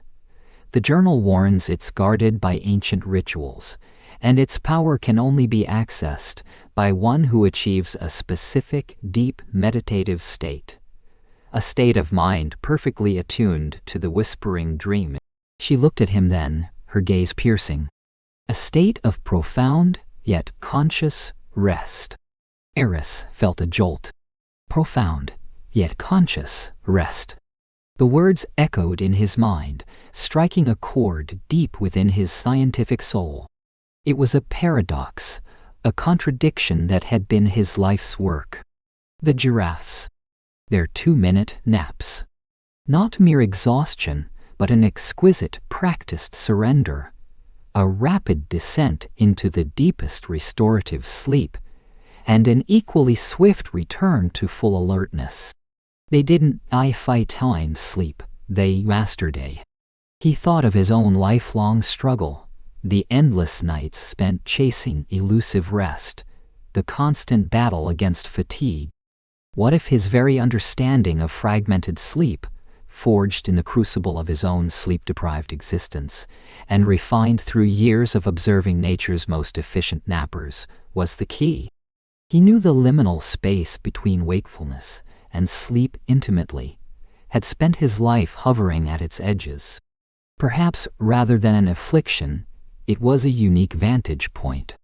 The giraffes, Aris whispered, the thought crystallizing in his weary mind. My data. It wasn't just about how well little they slept, but why they did it. The depth of that 2-minute surrender. It's a form of active, conscious disengagement. He pushed himself upright, a surge of adrenaline momentarily overriding his fatigue. If I can replicate that instantaneous, profound immersion, then perhaps I can attune to the resonance stone. Ilara's face softened, a rare, gentle smile gracing her lips. The journal speaks of dreamweavers, ancient practitioners who could enter such states. They believed true power lay not in conquering sleep, but in harmonizing with it. Their mission, which had spiraled into an urgent fight against corporate greed and ecological catastrophe, now intertwined with Eris's personal journey for rest. He had to learn to sleep, truly sleep, not to escape, but to save the world. The irony was almost palpable. But first, they had to survive. Nocturna Corp, denied their prize, was relentless. A high-pitched whine cut through the forest canopy, a drone, a metallic insect buzzing with malignant purpose. They plunged back into the wilderness, Aris attempting to practice his conscious napping even as he moved. It was a bizarre, torturous exercise.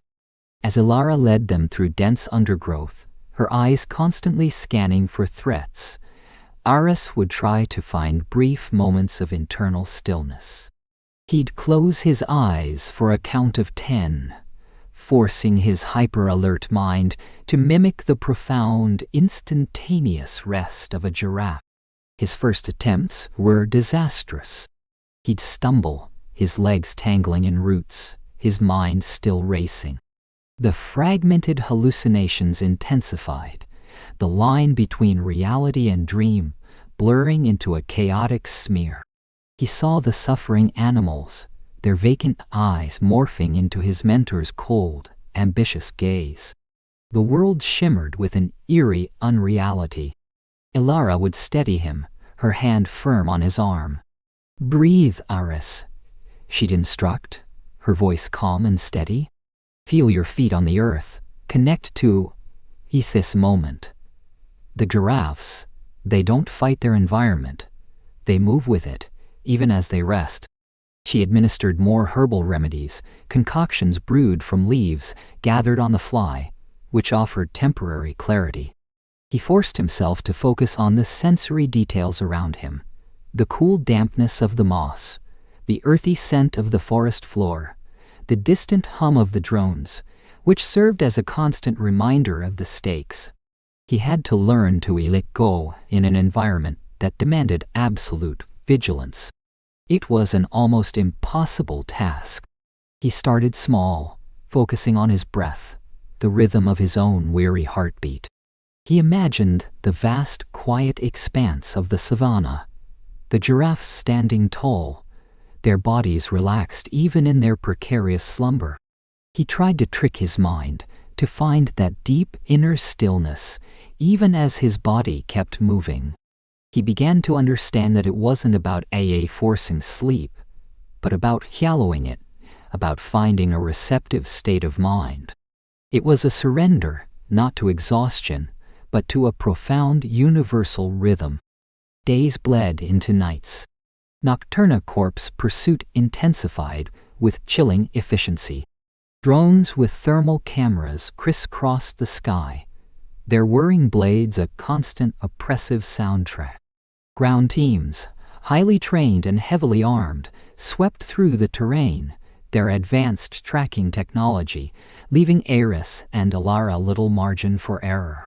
They became ghosts in the forest, moving under cover of darkness, relying on Alara's encyclopedic knowledge of indigenous trails, hidden caves, and natural camouflage. One evening, pinned down by the distant thrum of approaching vehicles, they huddled in a shallow rock overhang. Ursa's eyes were bloodshot, his movements sluggish. He was at his breaking point, the line between wakefulness and dream, almost completely dissolved. He saw the shimmering heat haze of the desert beyond the rock face, and for a terrifying moment, the faces of Nocturna, corp agents, seemed to ripple and melt into grotesque, sleeping forms. "We need to get off the grid, truly off the grid," Alara whispered, pulling out her ancient maps. Her finger traced a line, a forgotten symbol tucked away in a remote mountainous region, far from any established roads or flight paths. The journal mentions a sanctuary of silent reflection, an ancient temple protected by natural barriers and the wisdom of its builders. It was a long shot, a desperate gamble, but their options were dwindling. The journey to the temple was grueling. They traversed jagged, unforgiving terrain, scaled treacherous rock faces, and navigated dense, thorny thickets. Eris, relying on Alara's unwavering guidance, continued his strange training. He learned to find micro-moments of peace, even amidst the physical exertion, to quiet his mind, if only for a few breaths, to momentarily connect to that deeper current of the whispering dream. He found that the more he practiced, the more profound those brief moments of stillness became, like tiny islands of rest in a turbulent sea. Finally, after what felt like an eternity, they reached it. Hidden within a deep, inaccessible canyon, shrouded by mist and ancient gnarled trees, stood the temple. It wasn't a grand, imposing structure, but one that seemed to have grown organically from the very rock face. Carved from a dark, volcanic stone, it blended seamlessly with its surroundings, almost invisible until they were right upon it. Its entrance was a narrow fissure, barely discernible from the natural rock formations, guarded by a cascade of water that shimmered like a veil. As they stepped through the waterfall, the air grew cool and silent, the roar of the water outside fading to a gentle whisper. The pervasive hum of Nocturna Corp's drones was finally gone, replaced by a profound, almost spiritual stillness. Inside, the temple was a marvel of ancient engineering and profound symbolism. Its walls were adorned with intricate carvings depicting celestial bodies, the interconnectedness of all life, and figures in serene meditative poses. Phosphorescent moss, the same dream indicator Moss Alara had identified earlier, glowed with a soft, steady light, outlining pathways and revealing subtle symbols etched into the stone. But here, its glow was gentle, harmonious, a stark contrast to the frantic pulsations it had emitted in the disrupted jungle. They found themselves in a series of chambers, each one presenting a unique challenge. These were not physical traps, but intricate puzzles designed to test one's understanding of balance, rhythm, and the profound interconnectedness of wakefulness and sleep, exactly as the journal had foretold.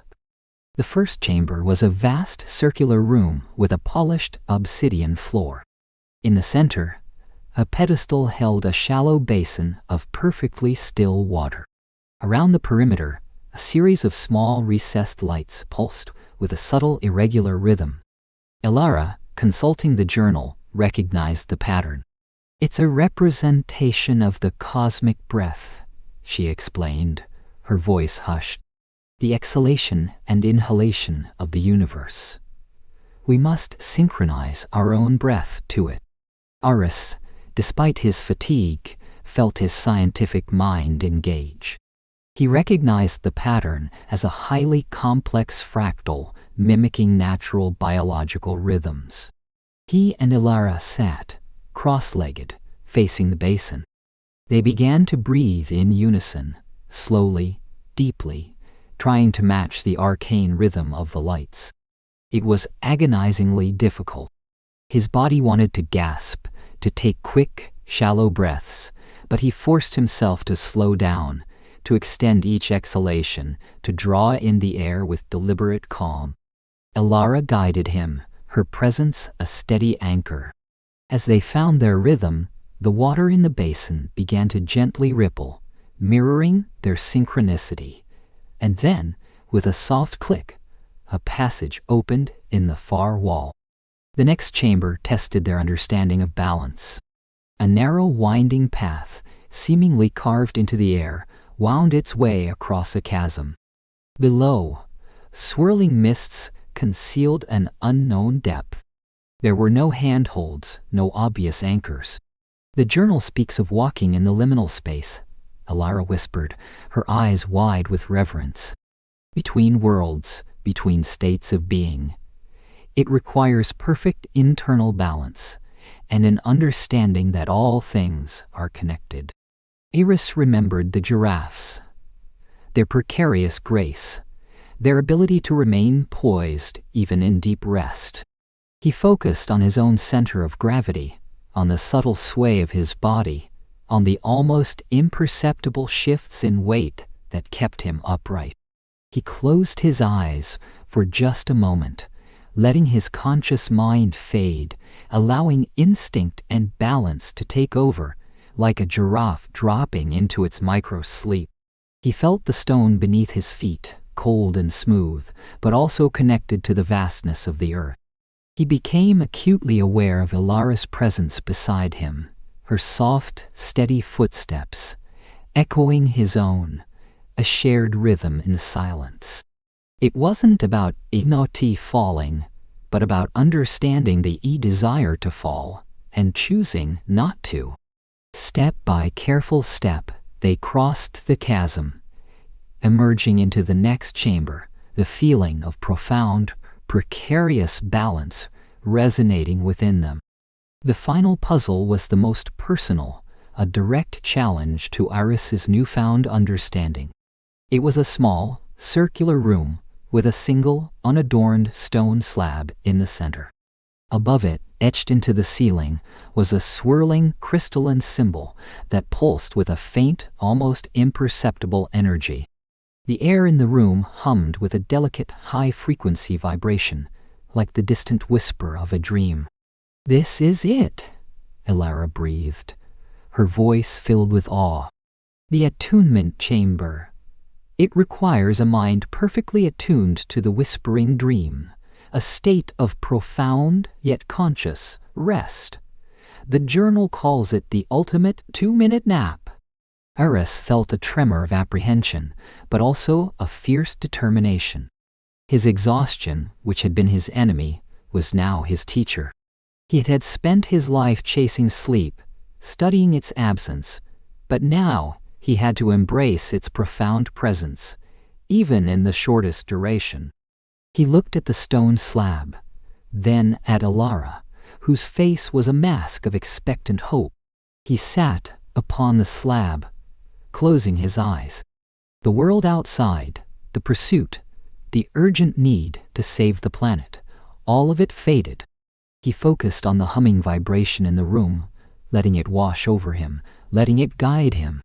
He remembered the giraffes, the sudden, complete surrender of their immense bodies, the instantaneous drop into restorative oblivion, and the equally rapid return. He called upon every data point, every observation, every sleepless night he had endured. He let go of his fatigue, not fighting it, but embracing it as a doorway. He found the liminal space, the razor's edge between wakefulness and sleep, and instead of resisting it, he leaned into it. He allowed his mind to sink, to detach, to find a deep, inner stillness amidst the chaos that had defined his life. He felt a connection, profound and ancient, to the whispering dream energy, a vast, gentle current that flowed through all living things. He was not just Eris Thorn, the sleepy scientist. He was a conduit, a vessel. For a moment, a timeless, boundless moment, Eris felt truly, deeply at rest. It wasn't the heavy, desperate sleep of exhaustion, but a light, profound, and utterly restorative micro-sleep. His mind, connected to the universal rhythm of rest, expanded, taking in the pulse of the earth, the gentle stirrings of the cosmos, the silent, collective dreams of every creature. As he emerged from this profound state, a soft, warm light emanated from the crystalline symbol above him, washing over the room. The air shimmered, and a low, resonant thrum filled the chamber, the sound both ancient and utterly pure. A hidden panel slid open, revealing a narrow passage bathed in an ethereal, silver light. They had found it. They had passed the trials. They stepped through the passage, their hearts pounding not with fear, but with anticipation. The passage opened into a vast circular cavern.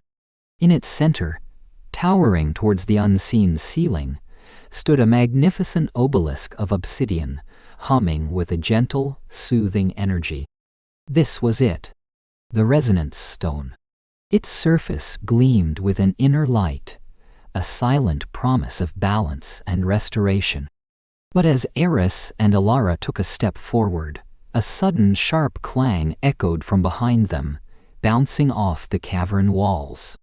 The air grew cold, heavy with a familiar metallic scent. From the passage they had just left, a figure emerged, silhouetted against the silver light. It was his mentor, unmistakable even in the dim light, surrounded by a phalanx of black-clad Nocturna Corp agents. The mentor's unnervingly bright eyes were fixed not on Eris, but on the shimmering obsidian obelisk, a look of triumphant, hungry ambition on his face. In his hand, he held a sleek, advanced device, its small indicator light pulsing ominously. He was preparing to activate it, to amplify the Somnus engine's disruption, to finally seize the world's dreams. They had tracked them. They were here. And they were too late. The air within the secluded, ancient temple was thick, not with dust, but with an almost palpable quietude, a silence so profound it felt like a living entity. It was a stark contrast to the frantic energy of the outside world, to the relentless pursuit of Nocturna Corp, and to the cacophony of a planet slowly losing its grip on consciousness. Dr. Eris Thorn, his perpetually tired eyes now bloodshot, scanned the moss-covered walls, his mind a whirlwind of scientific data and the fragmented animal cries he'd seen in his waking hallucinations. Alara Vance, calm and grounded as ever, traced the faded symbols on a monolithic stone tablet, her fingers finding meaning where Eris's logic faltered. "These aren't just decorative," Alara murmured, her voice a low hum in the vast chamber. "Their language, a series of challenges. The temple doesn't just hold the resonance stone, it guards it with wisdom." The first puzzle shimmered into existence as Alara touched a specific glyph, a holographic projection of an intricate, spiraling labyrinth of light. Eris adjusted his glasses, his scientific mind immediately trying to find a mathematical pattern, a logical sequence. But the labyrinth shifted, its pathways appearing and dissolving with an organic unpredictability. "It's not about logic, Eris," Alara said, sensing his frustration. "It's about flowy. The flow of life, the rhythm of existence. See how the light pulses. It mimics a heartbeat, a breath." Eris, for all his data-driven approach, had always been a keen observer of life's subtle rhythms. He closed his eyes, his breathing shallow from exhaustion. He tried to mimic the rhythm, to fall into sync. He remembered the faint, almost imperceptible sway of a giraffe's neck during its micronaps, the way its massive body, seemed to achieve an impossible stillness. He thought of the deep-sea creatures, moving with the slow, ancient pulse of the ocean. He opened his eyes and reached out, not to a specific light, but to the space between the pulses, to the silence that allowed the rhythm to exist. His fingers brushed the shimmering light, and a pathway solidified. He and Alara walked through, the labyrinth reforming behind them, a silent testament to their fleeting alignment. Each chamber of the temple presented a new, even more intricate challenge, designed, it seemed, to test one's understanding of balance, rhythm, and the profound interconnectedness of wakefulness and sleep. One puzzle involved a series of chimes that required them to play a melody not by striking them, but by influencing the airflow around them, creating a sonic harmony that echoed the whispering dream itself. Eris, relying on Ilara's ear for ancient scales and his own understanding of fluid dynamics, managed to guide the air currents with subtle hand movements, coaxing forth the melody. Another challenge involved a pool of water that reflected an incomplete celestial map.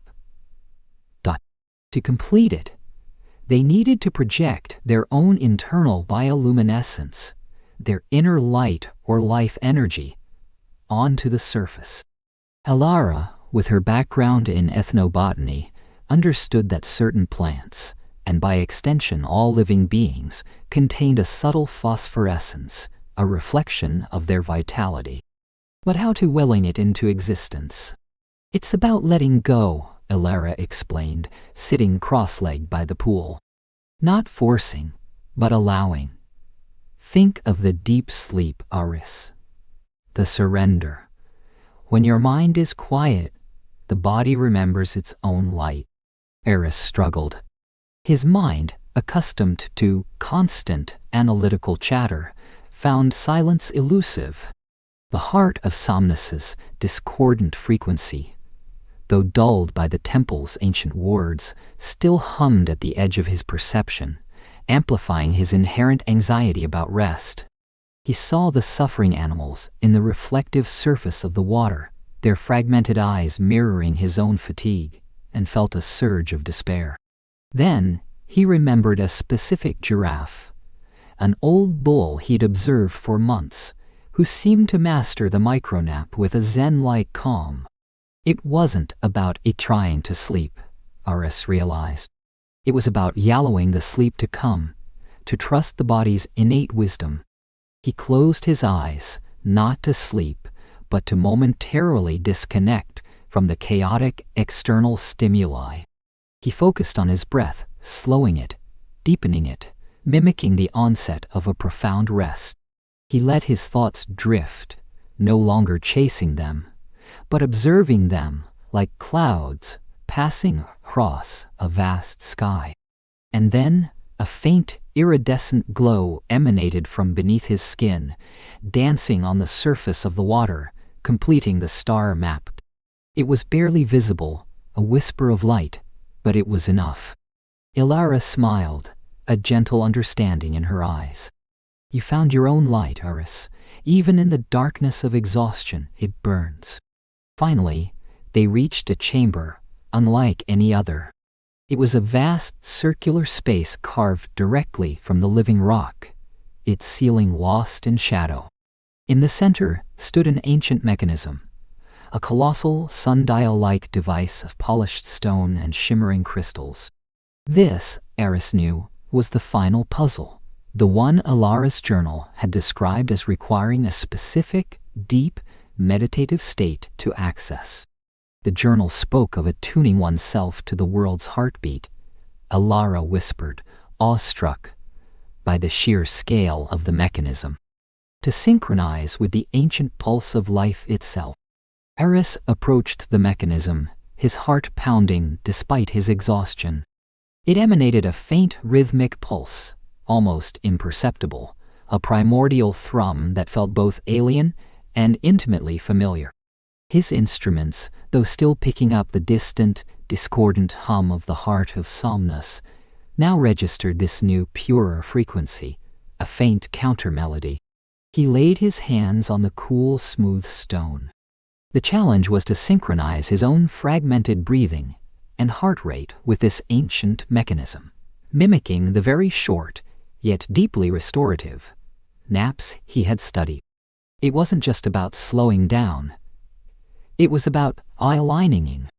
It was about finding the rhythm of rest within the rhythm of wakefulness, the pause between the beats that held the deepest secrets. Eris closed his eyes, his mind's eye conjuring images of his giraffes, their long, elegant necks bowing in a brief, unconscious dip, their bodies swaying imperceptibly as they surrendered to a 2-minute reprieve. He focused on their serene expressions, the profound trust they placed in their instincts.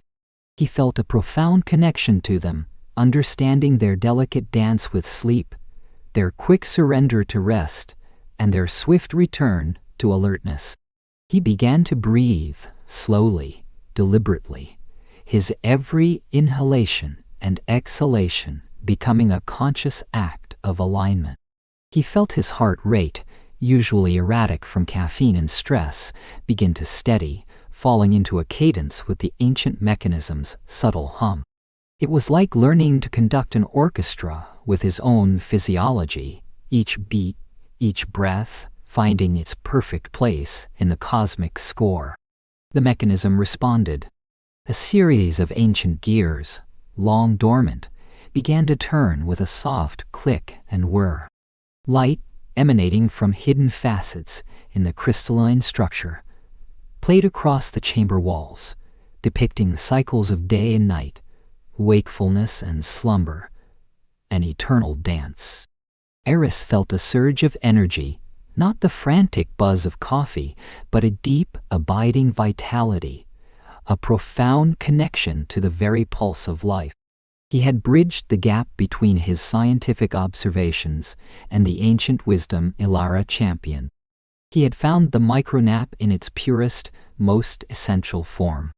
As the mechanism hummed its final harmonious note, a section of the far wall slid open, revealing a new, even grander chamber. This was it. The chamber of the resonance stone.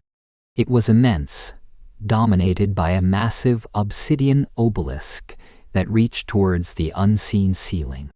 It didn't glow with the aggressive purple of the malfunctioning heart of Somnus, nor with the delicate phosphorescence of the dream indicator moss. Instead, it hummed with a gentle, soothing energy, a soft, warm light that seemed to absorb all sound, all discord, leaving only peace. It was everything Eris had hoped for, the counterfrequency, the calming force. But their moment of triumph was short-lived. A harsh beam of light sliced through the chamber's entrance, followed by the heavy thud of tactical boots. The air, previously filled with ancient peace, was now charged with a metallic scent of ozone and the tension of imminent conflict. A team of black-clad figures, their uniforms emblazoned with the unmistakable logo of Nocturna Corp, burst into the chamber. Their leader stepped forward, her face grimly illuminated by their flashlight. It was a face Eris knew intimately, a face that struck a chill into his core. His former mentor, Dr. Valerius Thorne.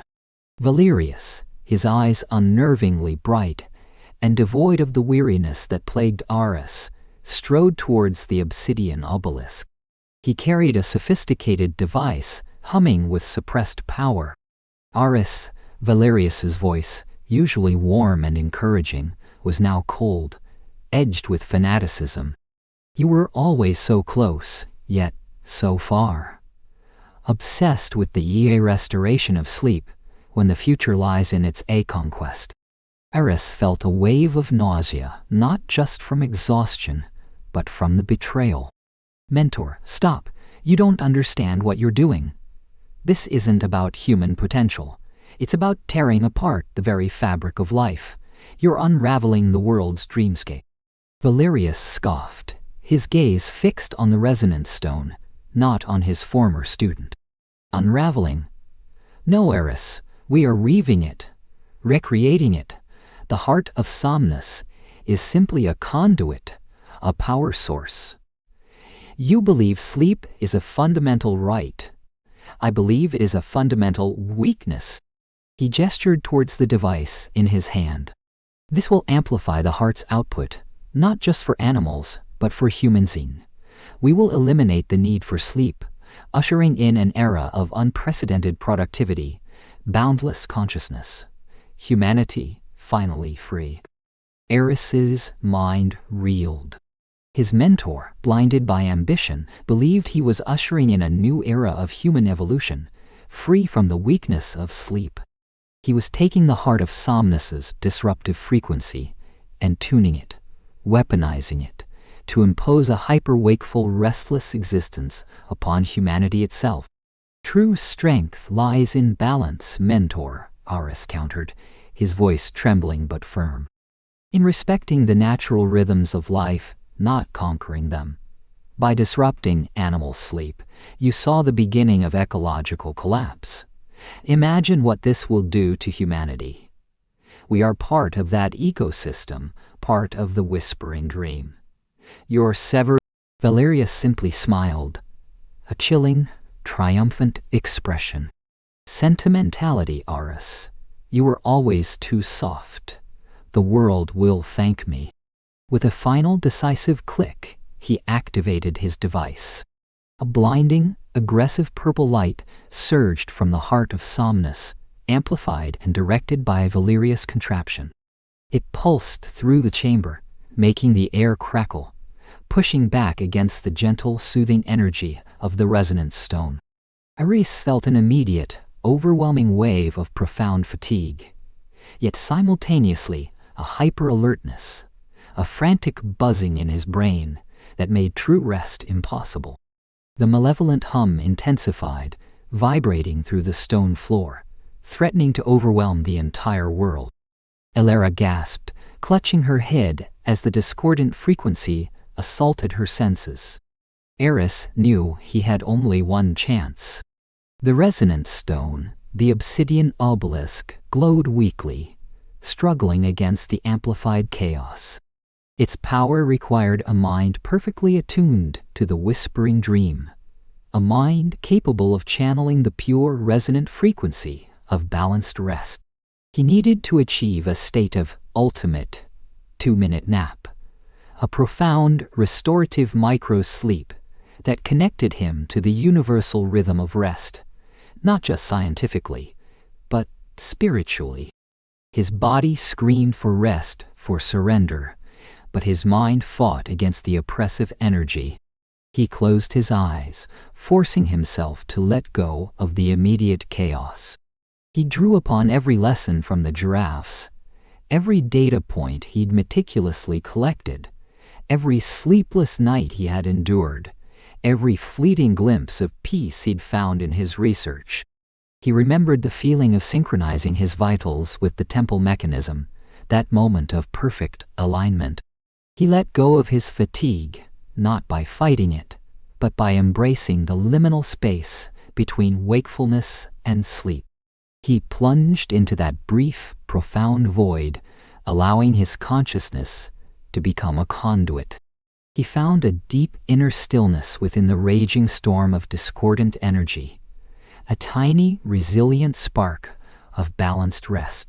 He felt the whispering dream not as an abstract concept, but as a vast, interconnected network of quietude, a boundless ocean of universal consciousness. His mind linked with the resonance stone, a pure resonant frequency, not purple, not just warm, but a shimmering golden white light emanated from within him, flowing into the obsidian obelisk. The stone responded, its surface rippling with golden energy, pushing back against the aggressive purple surge. It was a silent, elemental battle, the very essence of balance confronting chaos. Slowly, majestically, the golden light expanded, a wave of serenity countering the destructive frequency. The heart of Somnus began to stabilize, its malevolent hum fading, replaced by a gentle, steady thrum, regaining its original, benevolent purpose. The purple light, which had threatened to consume everything, receded, dimmed, then faded entirely, leaving behind a soft, steady pulse of deep, restful blue. Nocturna Corp's devices sputtered and died, their plan to control global sleep foiled by the very essence of rest itself. The armed agents staggered, their hyper-alertness suddenly dissolving into a profound, peaceful exhaustion, some dropping to their knees, others simply slumping against the cavern walls, their eyes closing in a long-overdue surrender. Valerius Thorn, Aris's mentor, stood momentarily stunned, his face a mask of disbelief. He watched the peaceful glow of the resonance stone, a flicker of doubt, perhaps even a hint of regret, crossing his determined face. The raw, desperate ambition in his eyes softened, replaced by a momentary, profound awe. With the heart of Somnus rebalanced, a wave of tranquility washed over the entire planet. Animals worldwide, from the migratory birds in their disrupted flight paths to the deep-sea creatures drifting disoriented, began to settle into natural, healthy sleep. A collective sigh seemed to ripple across the globe, a release of tension, a return to the natural rhythm of life. Eris, feeling a calm he hadn't known in years, finally opened his eyes. The deep lines of fatigue around them were still there, etched by years of struggle, but they were softened by a newfound peace, a profound sense of having arrived. He had not just saved the world's sleep, he had also finally found his own. He understood now that true rest was not an absence of activity, but a harmonious balance, a surrender to the body's innate wisdom, a connection to the universal whispering dream. The sleepy scientist, now a champion of global sleep wellness, ensured the resonance stone remained active, a silent guardian of the world's dreams. He continued his research, but with a renewed sense of purpose, advocating for respect for all forms of sleep, from the deepest slumber to the quickest nap. The giraffes in the sanctuary continued their 2-minute naps, but now these short bursts of sleep were truly restorative, a testament to the rebalanced dreamscape. Ilara, his brilliant and essential colleague, explored the broader implications of the whispering dream energy and its connection to planetary health, expanding their mission beyond mere sleep to the holistic well-being of the planet. The world slowly healed, its ecosystems regaining their vitality as the natural rhythms of wake and sleep were restored. Dr. Thorne, no longer perpetually sleepy, became a symbol of balance, a scientist who understood that even in the shortest nap, profound wisdom could be found. His journey from observing a giraffe's brief rest to saving the world's sleep became a legend, whispered among those who cherished the delicate dance of consciousness. And sometimes, when the world was quiet, Dr. Aris Thorne would close his eyes, and for more than 2 minutes, he would finally, truly rest. He would often look at the stars, grateful for the profound, beautiful, and sometimes strange world of animal sleep, and the peace it brought to all. The air in the resonance stone chamber crackled, thick with a tension that threatened to shatter the very stone around them. Before Eris and Ilara, Dr. Thorne's former mentor stood, a gaunt, hawkish figure whose eyes, once filled with the eager light of scientific curiosity, now burned with an almost messianic zeal. He moved with a chilling precision, his fingers hovering over the console of a device designed not to harness, but to amplify the heart of Somnus' destructive discord. Behind him, the black-clad agents of Nocturna Corp fanned out, their rifles aimed, their faces grim, ready to execute their leader's warped vision. The obsidian obelisk of the resonance stone, massive and silent, pulsed with a gentle, almost imperceptible thrum, a silent sentinel of balance. But it was fighting a losing battle against the encroaching purple light that now surged from the distant heart of Somnus, its malevolent glow seeping into the chamber, distorting shadows and painting the ancient carvings in hues of an unnatural, sickly twilight. The very air felt heavy, pressing down on Eris, whispering promises of profound, inescapable slumber, even as his own chronic fatigue sharpened into a desperate hyper-alertness. Eris, his mentor's voice, raspy with conviction, cut through the oppressive hum. "You're too late. The Somnus engine is ours. We are on the precipice of a new dawn, a new era of human potential, unburdened by the ancient weakness of sleep." He gestured to the crystalline heart of Somnus, visible as a throbbing purple heart through a cavern aperture. Imagine, Auris, a world where every waking moment is productive, where the mind is always clear, always focused. No more lost time, no more wasted potential. Humanity finally free to achieve its true destiny. Elara, ever vigilant, positioned herself slightly in front of Eris, her hand resting on the hilt of a small ceremonial knife she'd picked up in the temple. Her eyes, usually warm with ancient wisdom, were now flinty, reflecting the defiance in her posture. "You speak of freedom, but you offer only slavery," she countered, her voice resonating with an unexpected power. "You seek to rip the very soul from the world, to deny the sacred rhythm that weaves all life together. This potential you covet is a hollow shell, built upon the suffering of every creature that draws breath." Eris felt a surge of adrenaline, but beneath it, the deep, bone-weary ache of his body threatened to drag him down. He straightened, pushing past Elara to meet his mentor's gaze directly. "Mentor, think of what you're doing. You're not just disrupting sleep. You're unraveling the very fabric of the ecosystem. The animals are suffering, their instincts dulled, their lives thrown into chaos.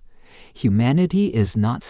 He pointed towards the heart of Somnus, its purple light intensifying. That device was meant to harmonize a whispering dream, to connect, not to sever. "You're corrupting its purpose, turning a benevolent gift into a weapon." His mentor laughed, a dry, humorless sound that echoed off the cavern walls. "Naive, Auris. Always the sentimentalist. Evolution is not about harmony. It's about adaptation, about overcoming. Sleep is an archaic burden, a vestige of a less efficient past." He held up a small, sleek device. "With this, we will amplify the heart of Somnus's frequency, pushing its influence beyond mere disruption into active wakefulness. Humanity will never sleep again, not truly. Imagine the progress." As he spoke, he pressed a button. A low, guttural hum emanated from the device in his hand, and the purple light from the heart of Somnus surged with frightening intensity. It wasn't just light. It was a palpable wave of energy, an insidious, invasive frequency that hammered against Auris's mind. A crushing weariness descended upon him, far more potent than any fatigue he had ever known. His legs threatened to buckle, his vision blurred, and the sounds of the cavern became muffled, as if he were submerged in deep water. This wasn't just tiredness. It was a profound existential drain, a siphon pulling the very essence of consciousness from him. He felt his thoughts fragment, his will weakening, an overwhelming urge to simply lie down and cease to exist. Elara gasped, stumbling slightly, her hand flying to her temple. Even the hardened Nocturna Corp agents shifted uncomfortably, though their training held them rigid. The heart of Somnus pulsed, now not just purple, but with tendrils of dark, inky shadow weaving through its light, like malevolent veins.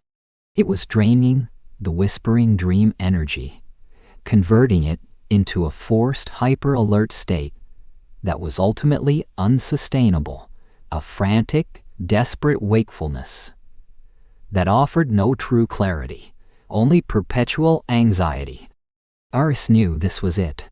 His mentor's device was amplifying the heart's most destructive aspect, threatening to plunge the entire planet into a perpetual restless stupor, a global nightmare of enforced wakefulness. He glanced at the resonance stone, its gentle thrumming almost imperceptible against the assaulting discord.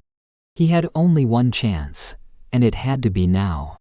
He had to activate the resonance stone.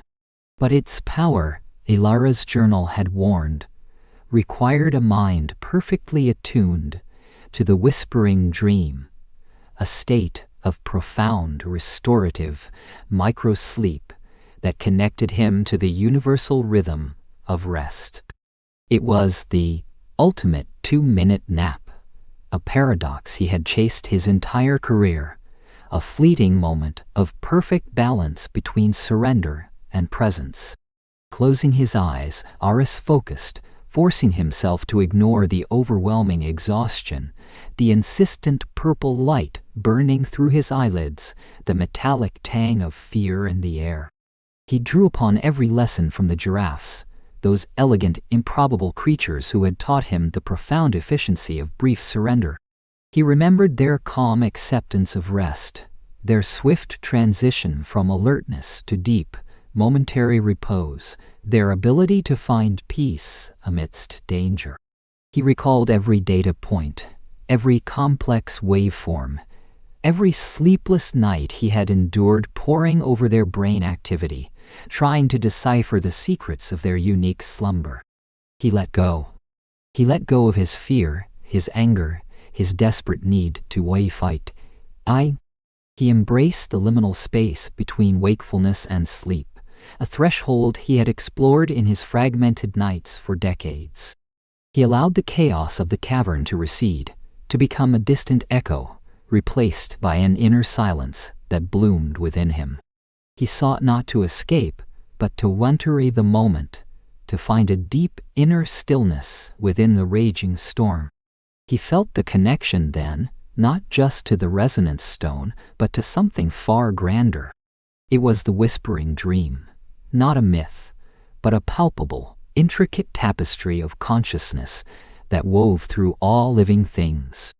He felt the flutter of a hummingbird's wings half a world away, the slow, rhythmic beat of a whale's heart in the deep ocean, the gentle shift of a lioness settling into her brief savanna nap.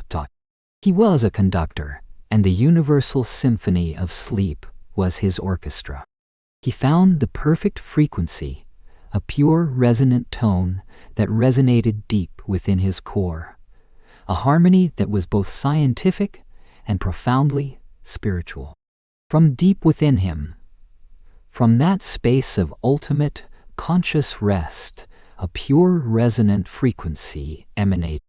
It wasn't loud, but it was absolute, cutting through the discordant hum of the heart of Somnus like a surgeon's scalpel. The obsidian obelisk of the resonance stone responded immediately, glowing with a soft, warm light that was unlike anything seen before. Not harsh, not aggressive, but deeply, profoundly soothing. It was the color of a sunrise over a tranquil sea, the gentle glow of a mother's embrace. This warm light pulsed outwards, a wave of benevolent energy pushing back against the aggressive, sickly purple emanating from the heart of Somnus. It was a silent battle, a clash of frequencies, of intentions. Purple light recoiled, flickering like a dying flame. The malevolent hum that had permeated the air, that had threatened to tear Eris's mind apart, began to fade. It was replaced by a gentle, steady thrum, a rhythmic beat that resonated with the very core of his being, calming, reassuring, like a long-lost lullaby. The heart of Somnus began to stabilize. its jagged, aggressive pulses softened, its chaotic energy coalescing into a harmonious rhythm. The dark, inky tendrils vanished, and the crystalline structure glowed with its original benevolent light, a vibrant, life-affirming hue that promised rest, not restless wakefulness. Its original purpose, to regulate and enrich the world's dreamscape, was being restored. The effect on Nocturna Corp was instantaneous and absolute. Their leader's amplification device sputtered and died in his hand, its circuits shorting out with a crackle of static. The sophisticated sleep disruption weaponry of the black-clad agents went dark, their screens freezing, their energy draining. Confusion flickered across their faces, their rigid postures slumping as the oppressive energy that had fueled their hypervigilance dissipated. They looked around, disoriented, like puppets whose strings had been cut.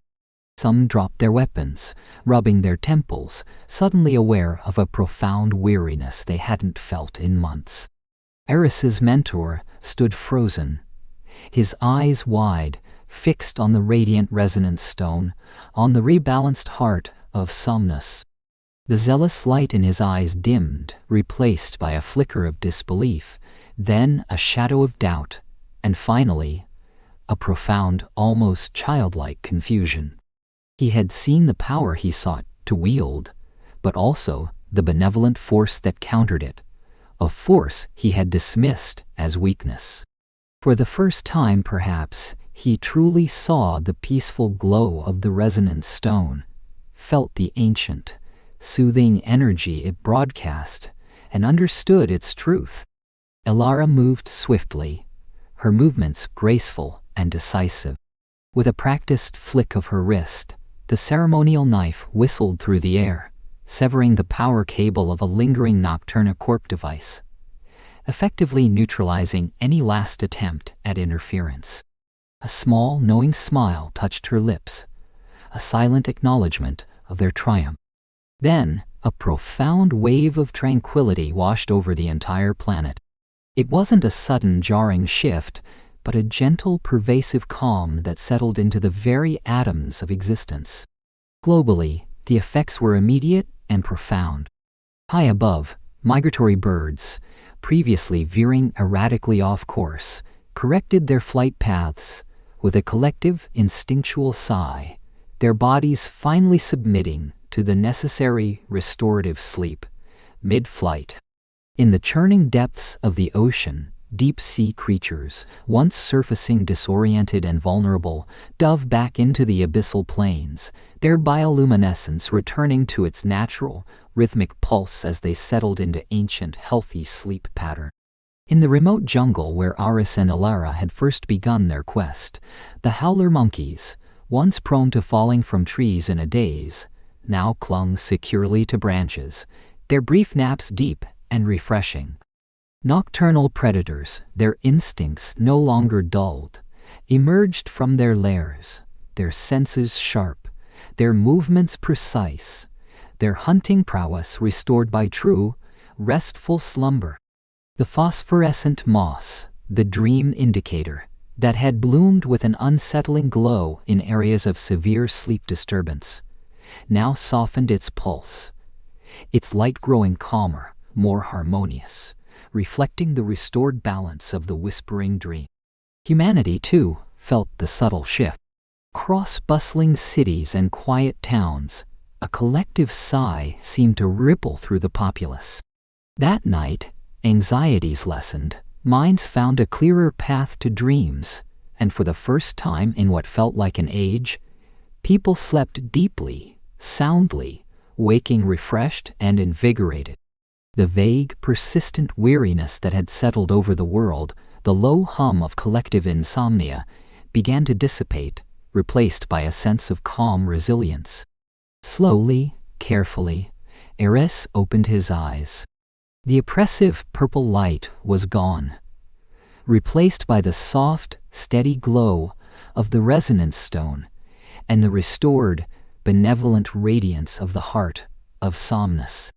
The air was clear, clean, filled with a gentle, harmonious hum.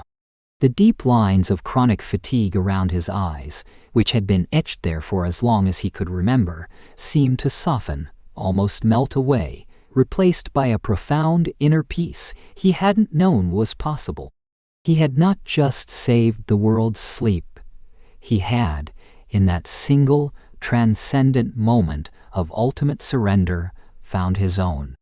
He understood now that true rest was not an absence of activity, not merely a cessation of consciousness. It was a harmonious balance, a delicate dance between wakefulness and slumber, a fundamental rhythm woven into the very fabric of existence. It was in the brief, profound efficiency of a giraffe's nap, in the deep, universal embrace of the whispering dream. In the days and weeks that followed, Dr. Eris Thorne, no longer perpetually sleepy, became a symbol of balance, a scientist who understood that even in the shortest nap, profound wisdom could be found. He ensured the resonance stone remained active, a vigilant guardian of the world's dreams, its gentle hum a constant reminder of the planet's restored equilibrium. Nocturna Corp., exposed for their insidious plot to monetize wakefulness, crumbled under the weight of public outrage and legal investigations, their grand misguided ambition thwarted by the fundamental right to rest. Eris continued his research, but with a renewed sense of purpose. He advocated tirelessly for respect for all forms of sleep, from the deepest slumber of a hibernating bear to the quickest, most restorative micronap of a savanna giraffe. His findings, once considered niche, were now lauded as revolutionary, bridging the gap between hard science and ancient wisdom, revealing the profound interconnectedness of all life. Elara Vance, his brilliant and now steadfast colleague, explored the broader implications of the whispering dream energy, its connection to planetary health, and the forgotten lore that spoke of other subtle energies that governed the natural world. Together, they founded the Global Sleep Wellness Initiative, dedicated to understanding and protecting the delicate balance of rest across all species. The world slowly healed. Its ecosystems, once teetering on the brink of sleep-deprived chaos, regained their vitality as the natural rhythms of wake and sleep were restored. The giraffes in the sanctuary continued their elegant 2-minute naps, but now these short bursts of sleep were truly restorative, a testament to the Rebelliant's dreamscape, a silent celebration of the whispering dream's vibrant health. Eris's journey from observing a giraffe's brief rest to saving the world's sleep became a legend, whispered among those who cherished the delicate dance of consciousness. He, the sleepy scientist, had once been defined by his exhaustion. Now, he was defined by the profound peace he had found, a quiet, unwavering strength. And sometimes, when the world was quiet, when the stars glittered like scattered diamonds across the vast canvas of the night sky, Dr. Eris Thorne would close his eyes. And for more than 2 minutes he would finally, truly, gloriously rest, enveloped by the harmonious whispering dream he had fought so hard to protect.